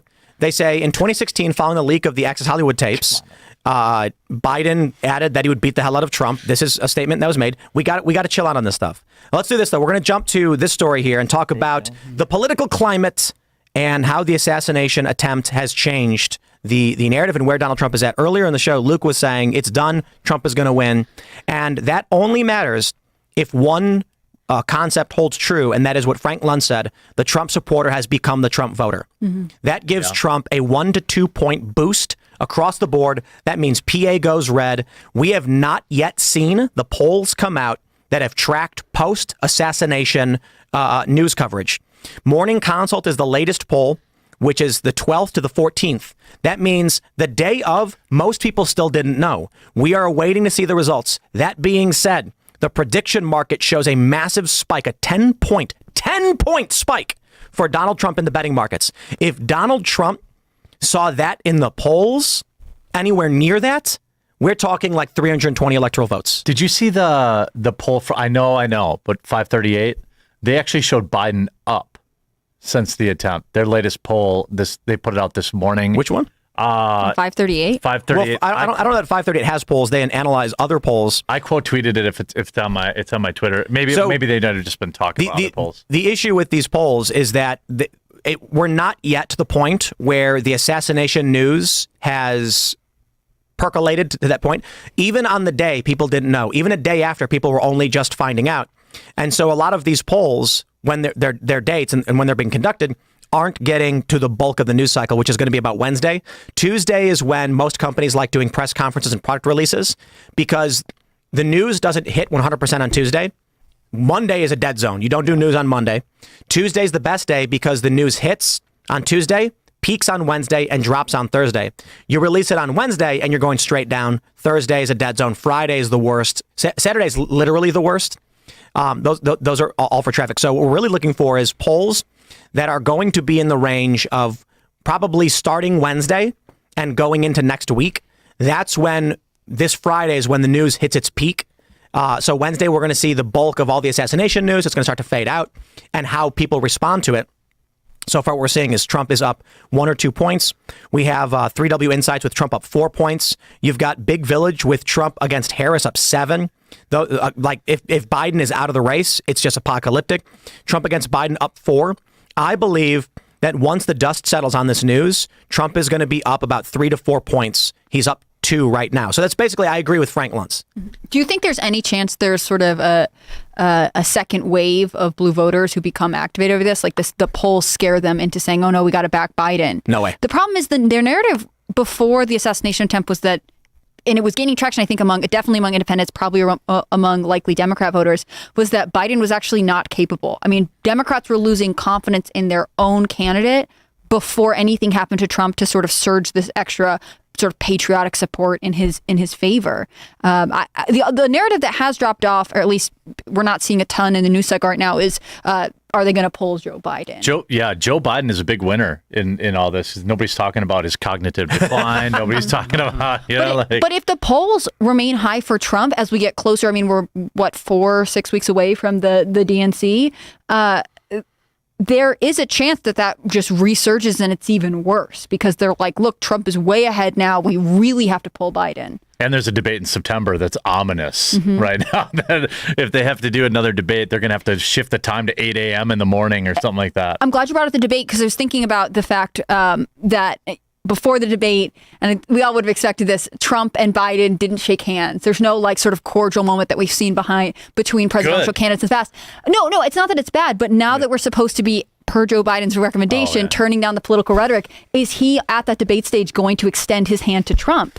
Because that's what he would need to do if he was really a man of trying to de-escalate any sort of tension in the country. But he's not going to do it. Way. Come on, so man. then he's going to look hypocritical, I think. Yeah, I think there's bigger things ahead of us. I think the establishment was desperate. We described them as a cornered animal a few weeks ago that they were going to lash out. I think Saturday was their lashing out moment. They weren't successful. I think down the pipeline there's going to be bigger, crazier things ahead of us in this election cycle that will totally change the trajectory of what we're expecting to happen.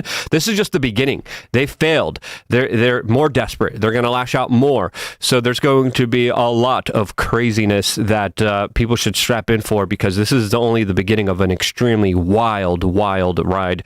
And there's forces out there, forces of evil, that will try to do everything in their power to try to prevent Donald Trump, especially now, especially with the vengeance aspect, especially with with him almost losing his life right now, especially with him having 5-hour-long conversations with RFK Jr. right now, talking about the larger conspiracies of everything. All bets are off. The game's about to be flipped over. What was this podcast with Yuval Noah Harari? Did you see that? Yes, there's a couple of them. He said something like Trump is the end of the global machine, or what? The global order. Yeah. And again, he does symbolize that, and a lot of very powerful people understand that there's going to be a larger reckoning. If you look at JFK, when he threatened to, of course, end the war in Vietnam, what kind of happened to him? Donald Trump is threatening to end the wars. This is a major affront to the military-industrial complex, to a lot of organizations, to a lot of groups that don't only care about the money here, Jeremy. This is way beyond money. This is far more deeper and spiritual than a lot of people even understand it to be, because this is essentially a death cult. These are people that do blood sacrifices. These are people that ritualistically start wars on specific dates for specific reasons and continue them, even though they know that they're not going to win them, in order to continue the larger pain and suffering of humanity. So what we're dealing here with is not a usual political cycle. This is not going to go down like you guys think it's going to go down. It's going to be way more chaotic, way more crazy, and that's why I'm telling everyone, you got to become the best, strongest version of yourself. You got to call out the violence. You got to call out the insane people in our society. You got to be paying attention to every little detail and aspect of what's going around you, because what's going to happen is going to be vast, it's going to be huge, and it's going to happen, and it's going to shock people. That's not an understatement. We had Eric Prince on the Culture War podcast, and I asked him, subscribe to Tenant Media, by the way, because we're doing that show Friday morning. But I asked him if, in all of experience with these countries that are destabilizing and the people he's worked with, are they seeing similarities here, and what could we expect? He said the one thing that they all agree on is that it happens overnight. Everything seems normal, and then you go to bed and you wake up, there's no electricity, water doesn't turn on, there's no internet, garbage stops getting picked up, and you have no idea what's happening. Communications are gone. TV doesn't turn on. And that's the scary reality, that it's gradually, then suddenly, everybody just thinks every day they're going to wake up and things are going to be normal. It's fascinating to me because you hear that meme where it's like, touch grass, touch grass. The fascinating thing is, this world nearly collapsed into abject chaos and destruction on Saturday, July 13th, 2024. And there's this really funny post from this dude, Jules, and he said he was at a local community garden when this happened, so he had no idea. And that just goes to show you, don't go touch grass, never log off ever, not even a second. Yeah. But the truth is, imagine if you were out gardening, doing normal things, not paying attention, and this tragedy actually took it turned for the worst in the ways we most fear. You would have no idea. You'd be blindsided by the economic repercussions. I believe that if on that day Donald Trump lost his life, the stock market would drop a ridiculous number. I don't know what, 30%, some insane number. Investors, foreign investors especially, would panic and sell everything they could to exit the market due to fear of uncertainty. With no clear frontrunner, with Joe Biden's brain being fried, and no Donald Trump, there is no one to accept the reins of this country. And we are lucky that it didn't happen.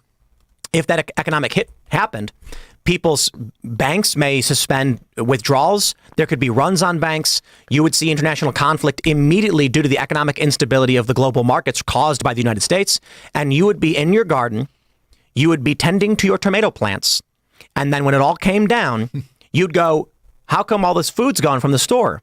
Well, you were late to the party, man. Now you get to go fight in the Walmart parking lot for the last can of beans with Agnes because y'all weren't paying attention. But you got tomatoes. But you got tomatoes, but don't worry, they'll come and take them from you. Yeah. So I'm not saying plug in, never leave. That's the joke. I'm just saying to all the people who are acting like you shouldn't pay attention to what's going on in the world, you should be politically active or be involved. You don't have to be. Ignorance is pure bliss. And you can go live that normal life and forget all about it. And then one day when you can't buy gas, there's no more food at the store, and you're shrugging your shoulders, you will be the last one to eat, and you will wonder how it could have happened. It's the challenge of life. Ignorance is bliss. By all means, live and bask in the fruits of the labors of men and women in uniform, our law enforcement, our first responders. But one day, don't expect it to be permanent, because that's a luxury. Yeah, there's no going back from this. People need to understand this is not going to be a normal political cycle. They're talking about swing states, and none of that matters. To me, this has really been a major Pearl Harbor-like event that is truly going to be playing out for the next, not few days, not few months, for the next few years. Donald Trump, who, again, is seen as a very big anti-establishment figure, now, from the people who tried to kill him, see him as even a larger threat. And they would be silly not to consider him a larger threat because of the larger consequences. Because when someone tries to take your life and is a centimeter away from doing so, and you understand the message that they're sending to you, you understand how serious this is all is right now. And truly, the next few months are going to be insane. We do have this pre-recorded segment we did with Representative Lauren Boebert, but I do think we'd probably be better off releasing that independently. It's about 20 minutes. It's 15 minutes long, and she's discussing her legislative action for the Secret Service. I think we probably touched a bit too much, and it might be a little bit redundant, so I think we'll put that up tomorrow for you guys to watch. It's a pre-recorded interview, and we'll stick to the news and keep the show rolling live. And with that, we'll jump to the story from SCNR. Must watch. Rep. Matt Gaetz confronts and mocks ousted former Speaker Kevin McCarthy. If you took that stage, you would get booed off of it, Gaetz said. This is actually kind of amazing. Now, some of you may say, Tim, this is crass. We don't need Matt Gaetz confronting McCarthy and engaging in these things. We need this. I say false. I tell you this. What we are witnessing with Matt Gaetz confronting the old guard is that younger people are pushing back. We are taking the reins of power. Many of these young people were inspired by the likes of Ron Paul and this real America First message about sound currency, no foreign wars, and our own individual autonomy. And the machine wants to cut backroom deals, treat you like a sheep, and operate in darkness. And Matt Gaetz standing up. It's not about one guy and two guys. It's not about whether you like Matt Gaetz or don't like Kevin McCarthy or vice versa. It's about the contention at the convention from the new guard and the old guard because we are taking over. It's interesting. I mean, in some ways, I actually do wish Kevin McCarthy was speaking on stage. And I'll tell you, it's largely because, do you remember the iconic Ted Cruz vote your conscience moment? I mean, that happened at a Republican National Convention in 2016.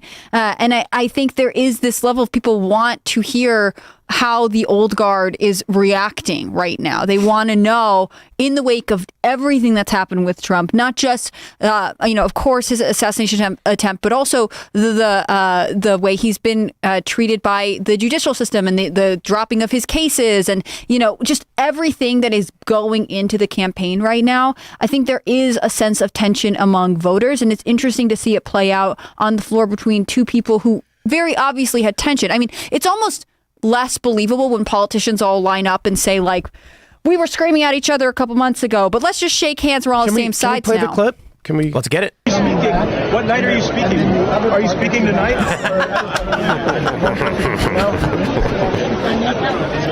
Hey, you're not. If you took that stage, you would get booed off of it. That's right, he would. Booed off the I'd stage.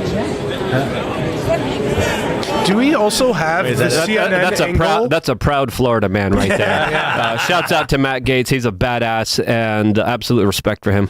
Do we also have the other angle? Because he's actually interrupting while, so one who's not coming back. Oh, it's on the feed. And then the other part that you have, the person who raised the issue, he's got an ethics complaint about sleeping with a 17-year-old. So that's wow. So that's great. Yeah, that's the bomb. So you mean to tell me that Matt Gaetz interrupted CNN and McCarthy? Wow, I'm extra happy now.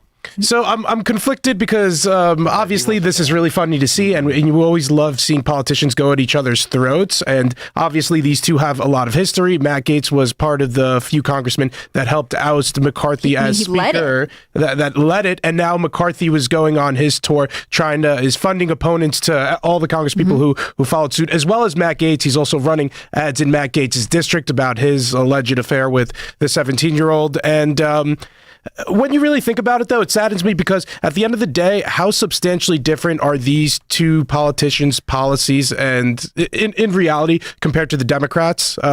We could have that larger conversation with their attempts to oust McCarthy to begin with. How different is he than Johnson is now? Not very. And it's clear that this is more petty beef than substantial political debate. Petty beef does seem like it follows Kevin McCarthy a little bit, though. I mean, we had Representative Tim Burchett on the show the other night, and he got like elbow checked by, or like shoulder checked by Kevin McCarthy in the halls, and Kevin McCarthy was like, "Oh, we maybe bumped into each other." Like it is weird to see these things again, because so often you get politicians who are polished and they're saying, "Oh, we shake hands, we make deals," and the reality is like a lot of them don't like each other. And I think there is the reality TV show aspect of that American voters do want to see. Like, we know sometimes you're faking it, and maybe you should just be honest. Like, there is honesty in this moment that Kevin McCarthy is saying something kind of brutal about Matt Gaetz, and because we're at convention, Matt Gaetz is right there to be like, "You can't talk that way about me on live TV." Great that's fascinating. timing too. Fortuitous timing. He must have ran over there. Someone said, "He's live right now. Get over there now." Maybe, I don't know. Matt Gaetz does not like hearing about what McCarthy has to say here and those ads that he's running against what McCarthy has accused him of. Right? What? Being with underage girls. Yeah. That's what I'm talking about. That's what I'm saying. So, I mean, this is the most contentious relationship you can have, possibly, if you being accused of pedophilia. Well, I'm sorry. I think McCarthy is full of it, because Matt Gaetz says Kevin McCarthy was cutting backroom deals and getting IOUs, and this is the corrupt machine of the Speaker of the House. And then Kevin McCarthy goes, "Oh, yeah, well, you slept with a 17-year-old. And it's like, wait. That's not a political argument. That's salacious gossip garbage meant to destroy someone's credibility. Mm-hmm. Matt Gaetz has made a political argument against you and the system you represent, and you responded with garbage. It reminds me of, I think Mitt Romney pretty recently was like, "Well, I would never vote for Trump because, he has been convicted of a sexual crime," or something like that, when he's referring to this E. Jean Carroll case, which we know was so ridiculous on its front. I mean, there is this weird, like, mudslinging, I'm holier than thou moment among all of these people. Sometimes we have to see the conflict. Sorry, Elad. No, I mean, I think the issue here is how substantially different is McCarthy than Johnson anyway, and, all the pain that and time wasted by a House that was a majority Republicans because of a petty beef between these two guys. McCarthy and Johnson are one and the same as far as House speakers. But they have the same policies. And that doesn't matter. What matters is that Kevin McCarthy, in order to become Speaker, was cutting these deals with lobbyists. This is how Matt Gaetz explains it to us. In order to be Speaker, you need to raise a bunch of money. You need to pony up to the NRCC to be able to get these leadership positions. And so he effectively cuts $1 billion in IOUs. And when he got voted out, that destroyed this process of backroom deals. Johnson is no good. Fine. Whatever. It's still funny to watch them squirm. Yeah, I mean, that's what the argument is. McCarthy and Johnson are one and the same, and all they did is waste time in Congress. And then it's also Republican on Republican money. And my argument is quite literally that's not true. Oh, no. I mean, No, I think they are more or less the same. Johnson. Hold on, I think you're misunderstanding. Yes, Johnson is not a good Speaker of the House. Kevin McCarthy was not a good Speaker of the House. Kevin McCarthy was running the congressional campaign BS machine, and he just had to eat those IOUs. This is pain for the system. It's pain for the lobbyists, and the backroom deals just blew up in their faces. Now, Johnson gets in. He can do whatever he wants, but Kevin McCarthy just had the machine collapse on him. And so that's it. That's what we got. I don't think the goal of ousting Kevin McCarthy, or I should say this, that's not the right way to say it. I don't think that we should just be like entirely upset that Johnson's no good. We say when they were seeking to remove McCarthy, it was a rebuke of the machine in the system, and that's the minimum of what we got. We wished for more. We wished for a Jim Jordan or someone better. We didn't get it, but we accept that we just took action against this corrupt political machine, and they felt the pain of the deals they were brokering. Yeah, I mean, I think there's I get what you're saying.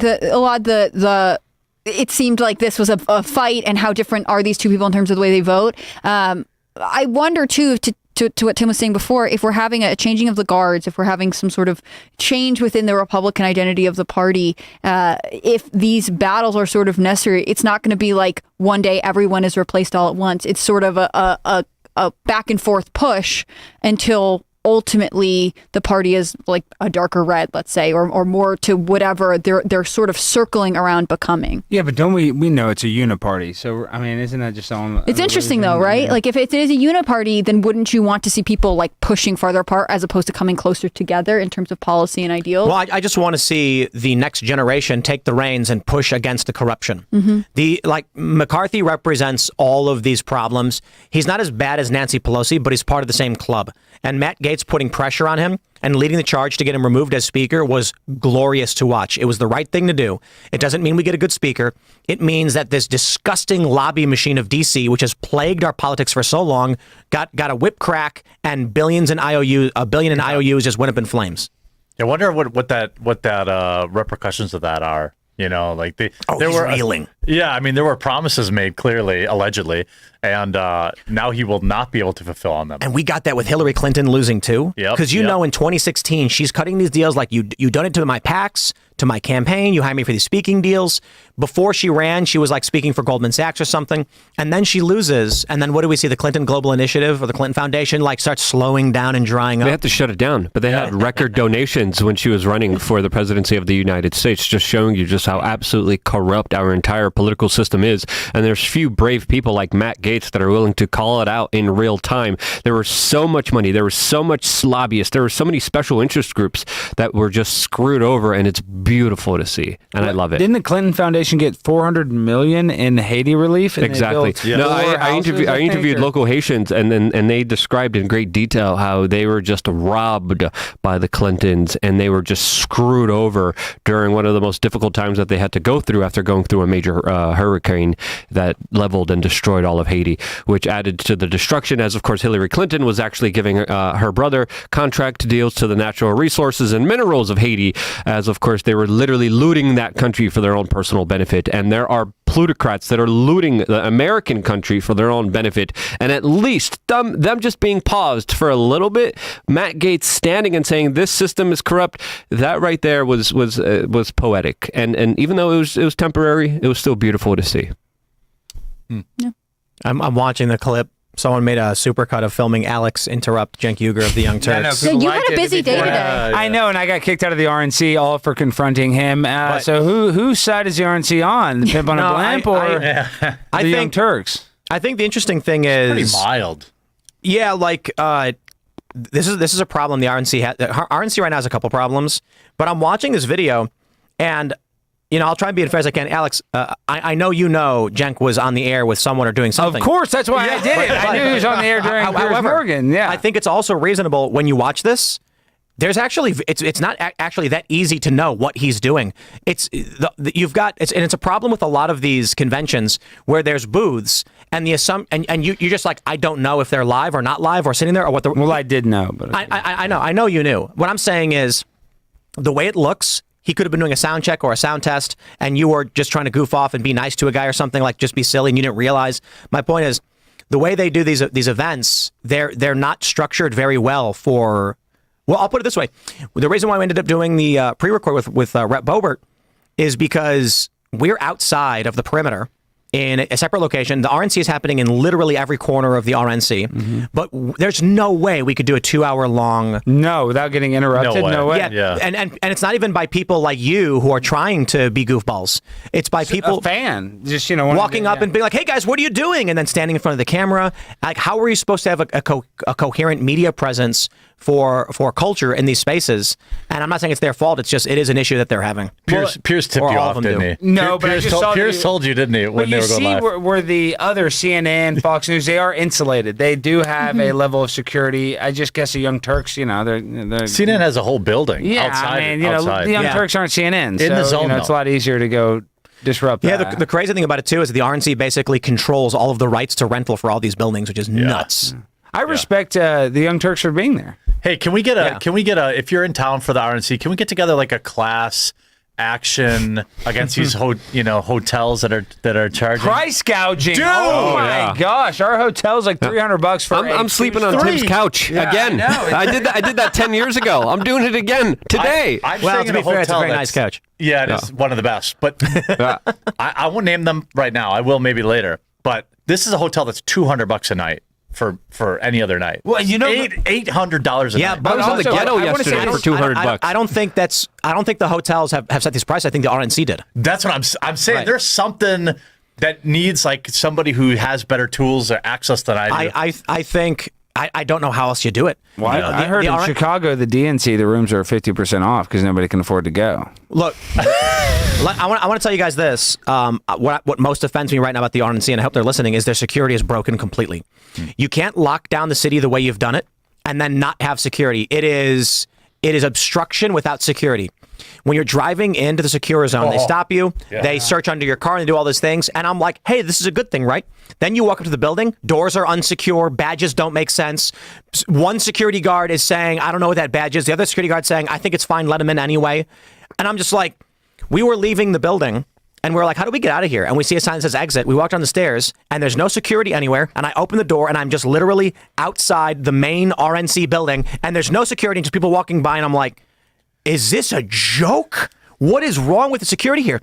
We went to get our badges, and they were like, oh, there's an error in printing them, so just go in anyway. And I'm like, what do you mean go in anyway? And they're like, there's two different kinds of badges. That one, just tell them you're good. And we're like, you're sure? I'm like, yeah, it's totally fine. We walk up to security, and they're like, where's your badge? And we're like, we have these. Those aren't good enough. You can't get in. And I'm like, well, that guy over there said we were good. And he goes, okay. And I was like, whoa, what? That's how it was for me. My assistant got her fancy badge with the picture on it, the one that I thought you needed, and then I've been texting the RNC like, dude, what's going on? What's going on? What's going on there? Oh, just use your other pass. I'm like, but you guys are going to probably change that, right? Like when on Thursday night, like, am I going to be able to get in with this? Oh yeah, you'll be fine. This whole security issue that we're seeing with the RNC makes me really think about Saturday and the security of the Secret Service and how they handle things. No, I do think it's massively overly secure in the wrong ways. So we parked our car, and I'm like, this is one of the most frustrating things. We park our car, and we go into the secure zone. Car gets searched. We drive up to a second layer of the secure zone because there's two layers. Mm-hmm. The cops say, come on in, park right there. We do. We go in the convention, and as we're leaving, there's a single barricade between us and it's like 100 feet to the parking lot. The barricade is being held open by cops, and we're like, can we just walk through here? Our car's there. And he goes, where's your car? We're like, right over there. And he's like, he looks over, and then he goes, wait, where's your car? And we're like, it's right there. And then he pushes the gate closed, and he goes, walk all the way around. He made us cross the river, walk 3 blocks, and then when we got back to our car, the cops who were there said, you can't come in. And we're like, oh, he just made us walk around. He won't let us go through the gate. And they were like, yeah, you can't come in. I'm like, our car is there. And he goes, try. And we were like, okay. And then we walked in and got our car, and then they were like, what are you doing? We were able to leave. But nobody knows what's going on with security. Nobody knows what doors you can or can't use. The badges, now they're saying you don't need one badge. We thought you did, but now you don't. Security was increased, then decreased. It is ridiculously bad. Uber or like taxi drop-off section too. That I was talking to Uber driver. He's like, you're supposed to have. Isn't there like a designated drop-off area? No. So my as everyone knows, I'm extremely fit. After spending half, 2/3 of the day with Luke walking all over town, shaming him for the food he's eating. Yeah, he's like, that's because you ate. But I'm just trying to get a hot dog. He's like, hot dog, yeah, it definitely gives you AIDS. Yeah, that's okay. I didn't need him to tell me that. But then my Uber's like, I can't get down there. I was like, well, it says you can. So I had to commando, do some sweet maneuvers, jump over concrete barriers, and get in the car in the middle of the intersection. He just pulled over in the intersection, put his hazards on. He's like, I'll wait for you, buddy. I'm like, all right. The crazy thing about it, though, is that badges don't seem to make sense. Nobody took no badge all day, by the way. No. Even though they took my badges. But I got 10 more somewhere in you here. Keep printing them. Nothing makes sense. Are you going to go in with a wig next time? I don't know. Maybe I'll put on a mustache. But no, you're right about the security, though. Literally, none of it makes sense. It's redundant, but it doesn't even matter, right? If someone chatted, why say this on air? Because how we want it to be better? Yeah, we want it to be better, and they need to address this, and people need to know, because we've talked to people already about it, and they're just like, we can't help you. We're like, we're going into day 3, and they're like, well, maybe your badges will get printed, but I guess because they didn't, we're not going to require them anymore. And I'm like, that's a bad thing and a problem that you can't just do. And people are saying, don't say this on air. Literally the million, however many, was it 50,000 people have experienced this Everyone already. Knows. Everybody posted it. It's been shared far and wide. They need to get a handle on whatever it is they're doing. Well, why did we do the background checks? So we had to do background checks, Secret Service background checks months ago, many weeks ago. And so I was talking to the people there, and they're, there's hundreds of people who don't have their badges. I'm like, well, why does my assistant have her badge and I don't have mine? We filed on the same day. They're like, oh, I don't know. I said, well, am I going to get in on when Trump speak? Am I going to get in? Well, someone will come down and get you and walk you in. I'm like, we walk in, and there's a Secret Service guy, and he goes, these badges are no good. This is when we walked into Fiserv, I think. And we were like, well, these are the badges they gave us. I don't know what else we're supposed to have. And he's like, nah, you got to have the other ones. And then we were like, they don't have other ones. All of a sudden, another Secret Service woman walks up and she goes, "They can come in." And we were like, I have no idea what's going on. I think they just don't have the printer. I just think they don't have the printer, so then they're like, we'll just change security protocol. Well, the issue is the communication. Secret Service doesn't know what other Secret Service is permitting. Local police don't know what local police are permitting. No, it's crazy because I worked security at a venue, and they would give a piece of paper to every security guard, and it would show you badges, levels, and what rooms they can go in, so you knew if you saw it what it meant. So every guard knew that's what that means. This is what this means. Here, one cop is like, you can't come in your own parking lot. And we're like, but we just did. And it's like, I don't know. I don't know what to tell you because we don't have any unified communications right now. They have boots on the ground, though. I will tell you that. There's a lot of people down there. And I want to say this, if you're lactose intolerant, do not come to Wisconsin because I've been eating these cheese curds and I have gas. They're great. This has been so good. Yeah. All right, to shut Alex up, we'll go to Super Chats. So smash that like button. Tell us more, Alex. Subscribe to the channel, share the show with your friends, and head over to timcast.com. Click join us, become a member. The uncensored call-in show is going to be a blast where you as members call in, talk to us and our guests, become a part of the show. And it's how we run everything. How we're here on the ground is because we do have a couple sponsors that we're really excited for, but also because you guys help us pick up the slack and make this opportunity available for us. Timcast.com, be a member. Here we go. Clint Torres says, howdy, people. Howdy, Clint. Always first when he chooses to be. All right. Tacty Platty says, Tim, please read out the conversations with that drummer. We can't see his side of the conversation since he's a dork and limits his views. P.S. Raymond is dope. Yes, I have been tweeting with the great Jess Margera, the drummer for the band CKY, and he's very anti-Trump. He had been posting things about how it's suspicious and essentially alluding to the fact that Trump staged this. And he had a comment where someone responded to him that, I don't know, he's got Trump derangement syndrome or something. What makes him think he's so smart? He said, because I've toured the world and got an international education, learning from many other people, and you haven't left the backwoods sticks, blah, blah, blah, of your Alabama hometown. To which I responded, well, in that case, you're just a drummer, and I've actually covered conflict, crisis, and revolution in numerous countries around the world, so I can tell you that you are the cult supporting the machine. You are a zealot.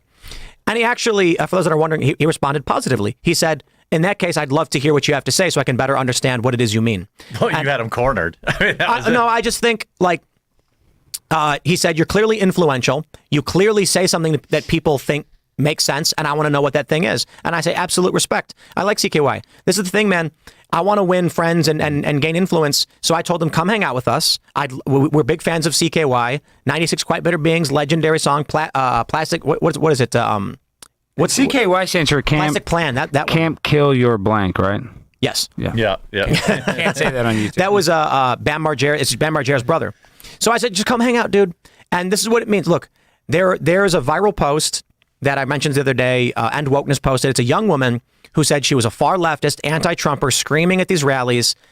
And then she watched the interview I did with Trump, and she realized she was being lied to. There are a lot of people that just need someone to be like, if they give you the opportunity to explain yourself, take it. Not everybody's good. Not everybody is going to be righteous and in good faith. But like for Jess Margera to say, I want to hear what you have to say, I say, thank you, sir. By all means, let's crack open a nice cold glass of, I say crack open, I was going to say beer, but no, cast brew coffee. We will sip some delicious cast brew coffee and we'll discuss these issues. And Excuse me. There you go. I'm sorry, what? No, I just had a weird spasm. We're going to read some Probably more. Here we that go. coffee that you're drinking. Raymond G. Maga Stanley Jr. says, Alex, you freaking G, you, Jank was so mad, LOL. Jank was mad. Now I kept calling him the wrong name. I think that's what You made said him Sank? more mad. I called him Sank. That's after the best thing. I Yeah, called you him got to do Sank. that. That's really why he was mad. He was mad. But you know what? Piers Morgan loved it because he retweeted it. Now, it's probably one of his staffers, but still, if Piers liked it, what do I give a damn? Jank should be, he should be annoyed, but kind of happy because it's silly PR that benefits him in the long run with minimal harm to his show. But the thing about Jank is that he's very, very passionate and can be easily, what's the right word? Like his emotions can crank it up to 11 very quickly. So Piers was saying that, I have questions about how this went down. And immediately Jank is like, oh, you're saying, whoa, calm down. Yeah, he really is either at 0 or 10. Like, that's it. Well, that's what makes him a good broadcaster, Yeah, though, right? he's good You know, at it. you want to be, but Hassan, his nephew, sucks. All right, here we go. Hassan's the worst. Here's an important one. Dan Cam says, Tim, you can forgive Jack Black, but can you forgive Destiny? He is beyond retribution. I disagree. And beyond retribution, I don't know if that's what you meant. Retribution means like, you know, define Should be justice. redemption. Yeah, redemption, yeah. Does not the Lord offer the opportunity of forgiveness with a heartfelt repentance? If I truly believe in forgiveness, and I believe that no matter how dark or evil a person may be, there are ways to accommodate that, but we are not stupid. So trust but verify. If Destiny wanted to apologize for the horrible things he said and done, I'd be willing to listen. If I felt that he was sincere, I would accept it. There are certain acts of evil that I don't think can be redeemed in a normal fashion. That is, if someone were to harm a child in an extreme way, the forgiveness they would receive is we lock you in a box forever, you forfeited your rights, and that is our grace. That is the limit. And then you can ask God for whatever else you might need. For someone like Destiny, who said very naughty things, shockingly offensive, disruptive, and amoral things, a true repentance, I believe, is certainly worthy of forgiveness. He's just an a-hole and like the worst kind. But to say he's beyond redemption, I think that's what you meant. I certainly think most it's within Christianity to offer true redemption, is it not? Yeah, of course. But do you think I don't know him at all. Do you think he will repent? No. He's trolling. You guys think he's serious? Yeah, You no. think I think he's having a mental breakdown because his wife left him. I think he's going through a very difficult time. No way. He's No. rage farming. I think he's I clip disagree. farming, rage Didn't Anna farming, Kasparian content say? farming. Anna Kasparian, like they had some exchange. I just saw it, and Yeah. she was like, Log "I off. seriously say this. Like, you should log off. You're being manic." I have heard the argument that he's just trying to generate press and get attention. No, because the stuff I'm hearing now from like producers and podcasts is they regret having him on their shows and they will not host him ever again. Yeah, he's doing real damage. There is a long tail to this short term, hey, I'm trending thing. The long tail of it is that he's going to lose out on a lot of opportunities. Whether or not you think that's true, that's fine. But like, I don't think making fun of a heroic firefighter who lost his life shielding his wife and daughter, I feel like you can. I mean, like, there's some freaking lines, dude. He's also saying other people should suffer the same fate. Yeah. He's saying he said something to the effect of, if you've got a problem with it, I'll make sure I get you front row seats to the next one, to like the next Trump rally. Like we get the insinuation. There's if he I'll take him. By the way, if he's giving me free front row seats, You wanna go to the one coming up Michigan? late I'll July? go. Yeah, I'll go. Jeremy, they are free. You just got to sign up. But I want He front doesn't charge row. money. But I No, want they're free. They don't cost money. Trump, you just got to first come, first serve. But dang it.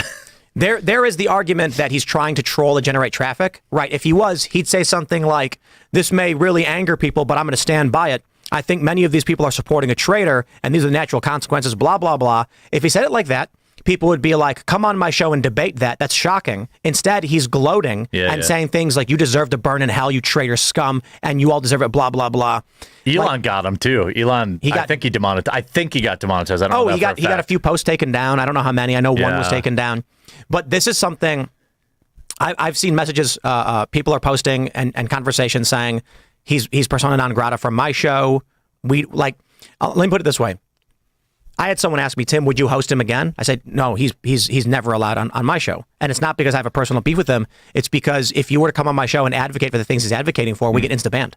And I think a lot of other streamers, and the reason why a lot of people are saying he's persona non grata is because if you invite him on your show and he decides to say the things he posted, your show will get taken down and you will get a strike, and nobody wants that. Yeah. Nobody wants a guy on their show who's publicly calling for the death of other people and gloating about it, saying they deserve it and things like that. Because they're like, dude, I don't want to take that heat. All right. What's this? Just because I'm free says Jeremy has the best coffee I've ever tasted. Fake news. Blueberry cobbler is my favorite. Sorry, not sorry, Tim and Alex. Do you think that was that you? Did you like make a sock account and just like post Thanks, it? Maggie. Thanks for the super chat. No, I think both coffees are equally good, and you should have multiple brands of coffee in your cabinet, That's right? true. What a message Choice of is unity great. for the consumers out there. Yeah, everyone, you should buy You're both. really toning down the coffee political rhetoric. I am. now. I'm lowering the temperature on our coffee. But Jeremy, be real. The blueberry flavoring has how many microplastics in it? I actually Right to your balls. I add them because my coffee brand coffee drinkers have big balls, and that's how we Cash do brew, it. no Made it extra. microplastics Yeah. in your testicles after it. All right. Ryan says, I've been waiting for years for the Quartering and Timcast to do a show together. Welcome to our hometown, Tim and crew. Jeremy, you better have brought a case of spotted cow. I'd love to party with you guys all night. Tim's from the Midwest. He knows. For Chicago. Friday morning on the Culture War, Jeremy and I, as well as we're roping in some other guests, are going to talk about culture. I'm really excited to talk about Star Wars, The Boys, Magic the Gathering, the importance of winning the culture war, taking back these cultural spaces, and really pushing back on a lot of these conservative dad bros who are like, grow up and stop playing games. Oh, I hate it. And it's like, dude, it was middle-aged men who created comic books, which inspired a generation of kids to want to be heroes and uphold the values of this country, truth, justice, and the American way. If we don't have good stories and adventures for children, little boys want adventure. They want to grow up. They want to be Alexander the Great. They want to be they want a conquest.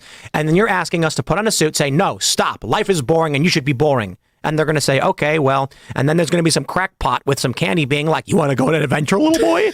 We don't want that. Yeah. Play video games. Protect your kids. And I think Jeremy will agree with me, but Angry Video Game Nerd, he's got one of the best YouTube channels, right? Top 5 all time. And you watch that channel, and yeah, you might not even be that into the video games, but it's nostalgic. Like, there's something about our childhood that we should appreciate, and I hate that when people try to stop us from, enjoying something that brought us joy when we were younger. Kids want adventure. They want to explore. They want to play games. Boys and girls are obviously different.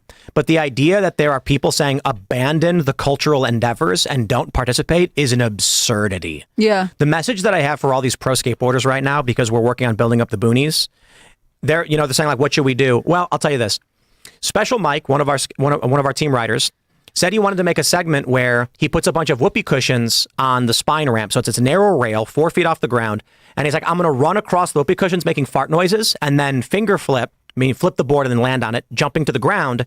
And then Kara would jump out of a box and yell doorknob and then hit him. Oh, that's an old reference, man. Right. Yeah. And this is a 30-year-old guy, in an adult man engaging in silly shenanigans. And older skaters are like, oh, it's so cringe. Why are you doing this? And then what do we see? Younger teenagers and their parents are laughing, saying, I love the doorknob game. Hey, it's Alex. got hundreds of thousands of views. He got it. Here's the thing. These older guys that want to gatekeep in the skate industry, I'm like, dude, if you tell kids that like fart jokes and silly humor that they're stupid and wrong and not allowed, they will not buy your skateboards. They will not learn to skate. They will not join your culture, and your culture will die. Mm-hmm. So we want to be inspirational and family friendly and silly. We don't want to be stupid kids shows like Blue's Clues. We want to be funny enough for teenagers so they tell their parents they want to skate.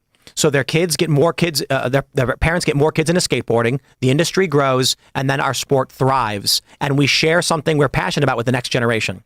But these guys who are like, don't engage in sports and games, well, you're going to grow up. The reality is that cultures have always had some kind of entertainment, some kind of toy, some kind of side interest. Like, people don't just like work and go to church and that's it. I mean, those things are a big part of your daily activity, but people need things other than that. So if you say like, it's not worth it, I'm going to leave this space, then you are just leaving a vacuum. It doesn't go away because you've decided it's not worth pursuing. That's what I love about what Tim's doing with the boonies. I think it's I wouldn't even say the right. I'll just say the non-left. Woke. Like, yeah, the non-woke, the non-gatekeepers.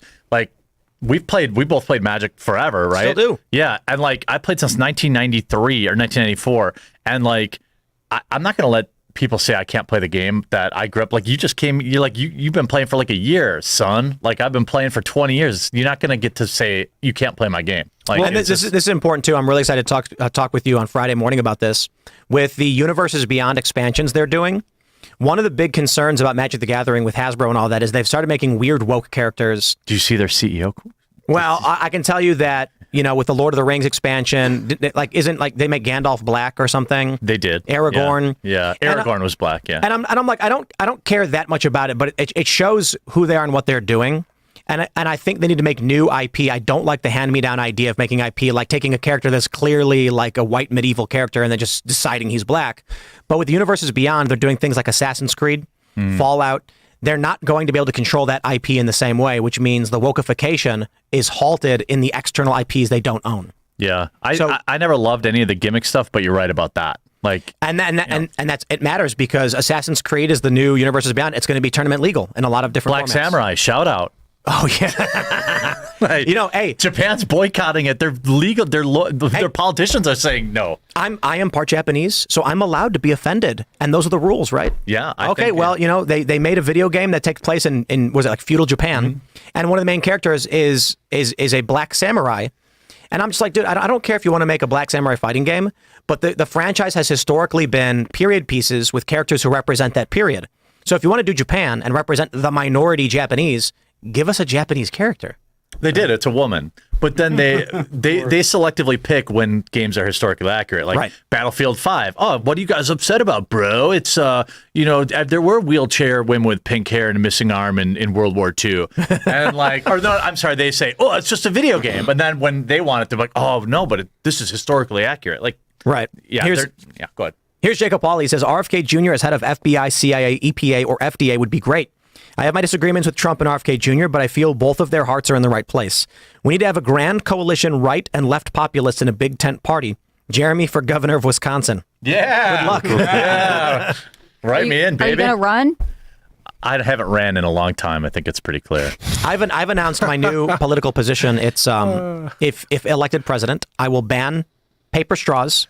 It would be the 20th Amendment, no more paper straws, and then I resign. Yeah. That's all you need, too. There's microplastics in there that go to your balls. Yeah. Single-issue voter against paper straws. That's got to be a sizable portion of the populace. Tyrant God says, seeing Jeremy on Timcast again brings me back to the first episode I watched when you guys were talking about Biden being bit by a vampire in his 70s. Is that why he's still alive, I guess? I guess. Yeah, that's why. Yeah. All right. Stuart Votesberger says, can we get the 44,000 people watching to hit that like button? We could. Yeah. Maybe. Do it. Okay. Where were we just at? I just saw WG101 says, hey, Jeremy, I know you're banned from Magic, but if you're still keeping up with it, what do you think of Wizards making Tarmogoyf into a token? Well, that's extremely inside baseball. I hate it. I basically hate every decision Wizards has made in the last 10 years. So as you can kind of default to that, go back to when they changed the card stock to the garbage trash you remember when cards are good, now you open them up and they're already warping. That was the clear cut line of delineation for me in that company. Well, my concern is that they're going to destroy the entire secondary market. They're mass printing. Oh my God! They're basically just reprinting it now. Now they don't even care. But it's not just that. It's the hyper expansions. Yep. They're just printing so many expansions so rapidly that there's a benefit to it in terms of play, in that you will never know what card someone has, and you'll have massive opportunity for making really crazy decks, and that's fun. But it's also kind of like Magic, as it was, is ceasing to exist, and what they're basically doing is white labeling out their format. Mm-hmm. So the idea, Magic the Gathering is the first trading card game ever made. And the idea is you have resource cards that you tap, you turn to the side, which symbolizes activation, which allow you to, with a certain number, take a card from your hand and play it on the field and have its effects enter the battlefield, take effect in the game. They're basically saying our intellectual property and storytelling around our idea that we created is pointless and nobody likes it. So let's just take the format, the framework of the game, and apply it to everything else. And now there's Fallout, Assassin's Creed, Warhammer, Lord of the Rings. It's smart. They're basically saying, hey, we got a card game. Do you want a Lord of the Rings card game? So, wait, Tim, speaking of card games, have you seen the Enough is Enough card from the Illuminati card game? I have. Does that not look like Donald Trump's? We have the Illuminati card game back at the. I know, but does that not look like Trump's face? It's crazy. Oh, right, yeah. And it's about assassination. And there's a World Trade Center card. Yeah. Fun fact: I was the first internet video I was ever on was on this old show. Shout out Stuff They Don't Want You to Know, and they brought me on to talk about the Illuminati card game. They're like, "Oh, you play Magic the Gathering? Do you know anything about Illuminati?" I'm like, yes, I do. Discovery Channel, fly me down. That would be great. Anyway, there's a lot of prophetic cards in that game. That's interesting. Yeah, that's crazy. We're working on a card game, too, called Debate Me. I like it. which is almost done, and it's going to be a lot of fun. It's basically like Uno is Crazy Eights, but with special cards. So we're doing Texas Hold'em, but with special cards. Okay. Yeah, the goal is to build the best debate team and win all of the followers. Be the master, huh? Yeah, so you're the master debater. And so the idea is like there's 4 factions, like there's 4 suits, and then there's like, Trump is the ace of the right or whatever. And the idea is you invite your followers to the debate, and whoever makes the best debate team wins. But it's not just poker. The cards can have effects on them, like wild cards or discard or just weird things like that. And so Cool. it's going to be fun. Then you'll be able to get your golden foil Donald Trump card. We're gonna have People think Magic the Gathering's ruined by woke ideology? Take a look at the board game space. I won't nerd out too much, but that's like a million times worse. Oh man! Wait, what's an example of a woke board game?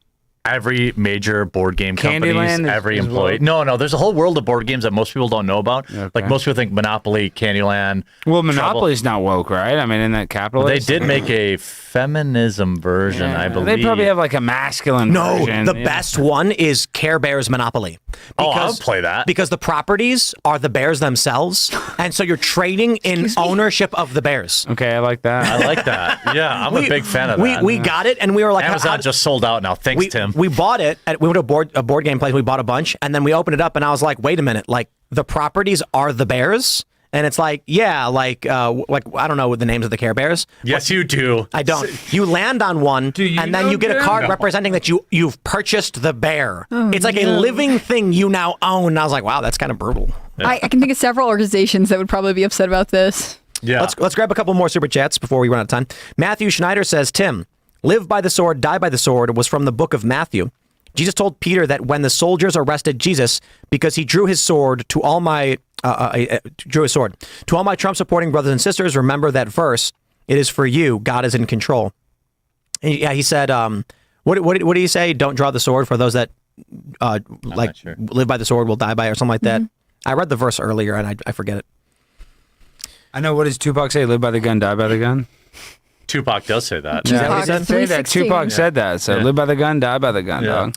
All right, Lethal Strain says, if Donald J. Trump comes out Thursday speaking to the father of the kid from Saturday and saying he forgives or something along that line, 50-state win. No. No. I don't like bringing him out. The father of the kid. Yeah, I don't know if that would make sense. I understand the idea of Donald Trump saying he forgives them.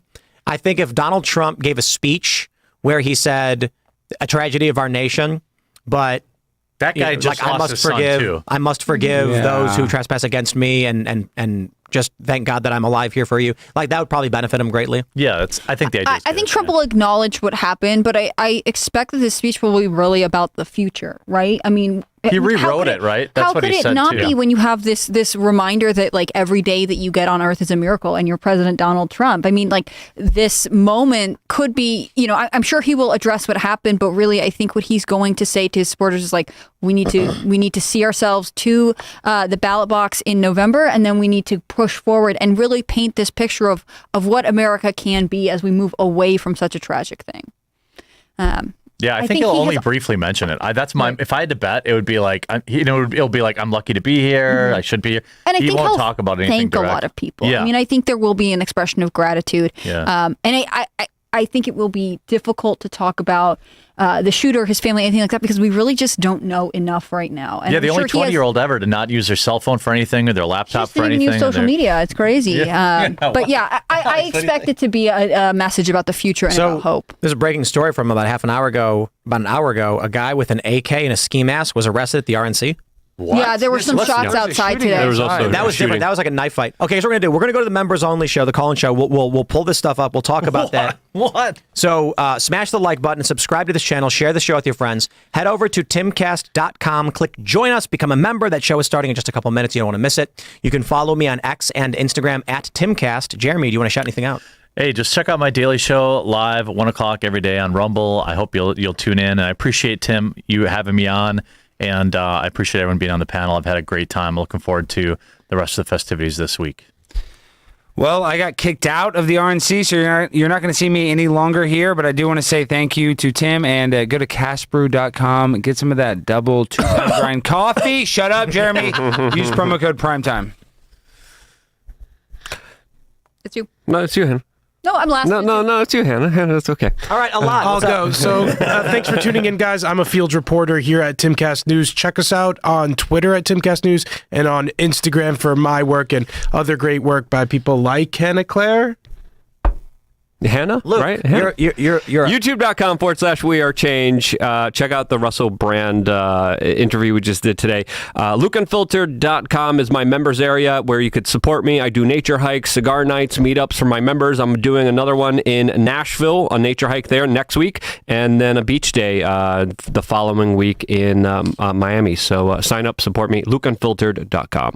Guys, Hannah? thanks for tuning in. It's been a pleasure to be here with all of you. I'm especially getting to meet Jeremy for the first time.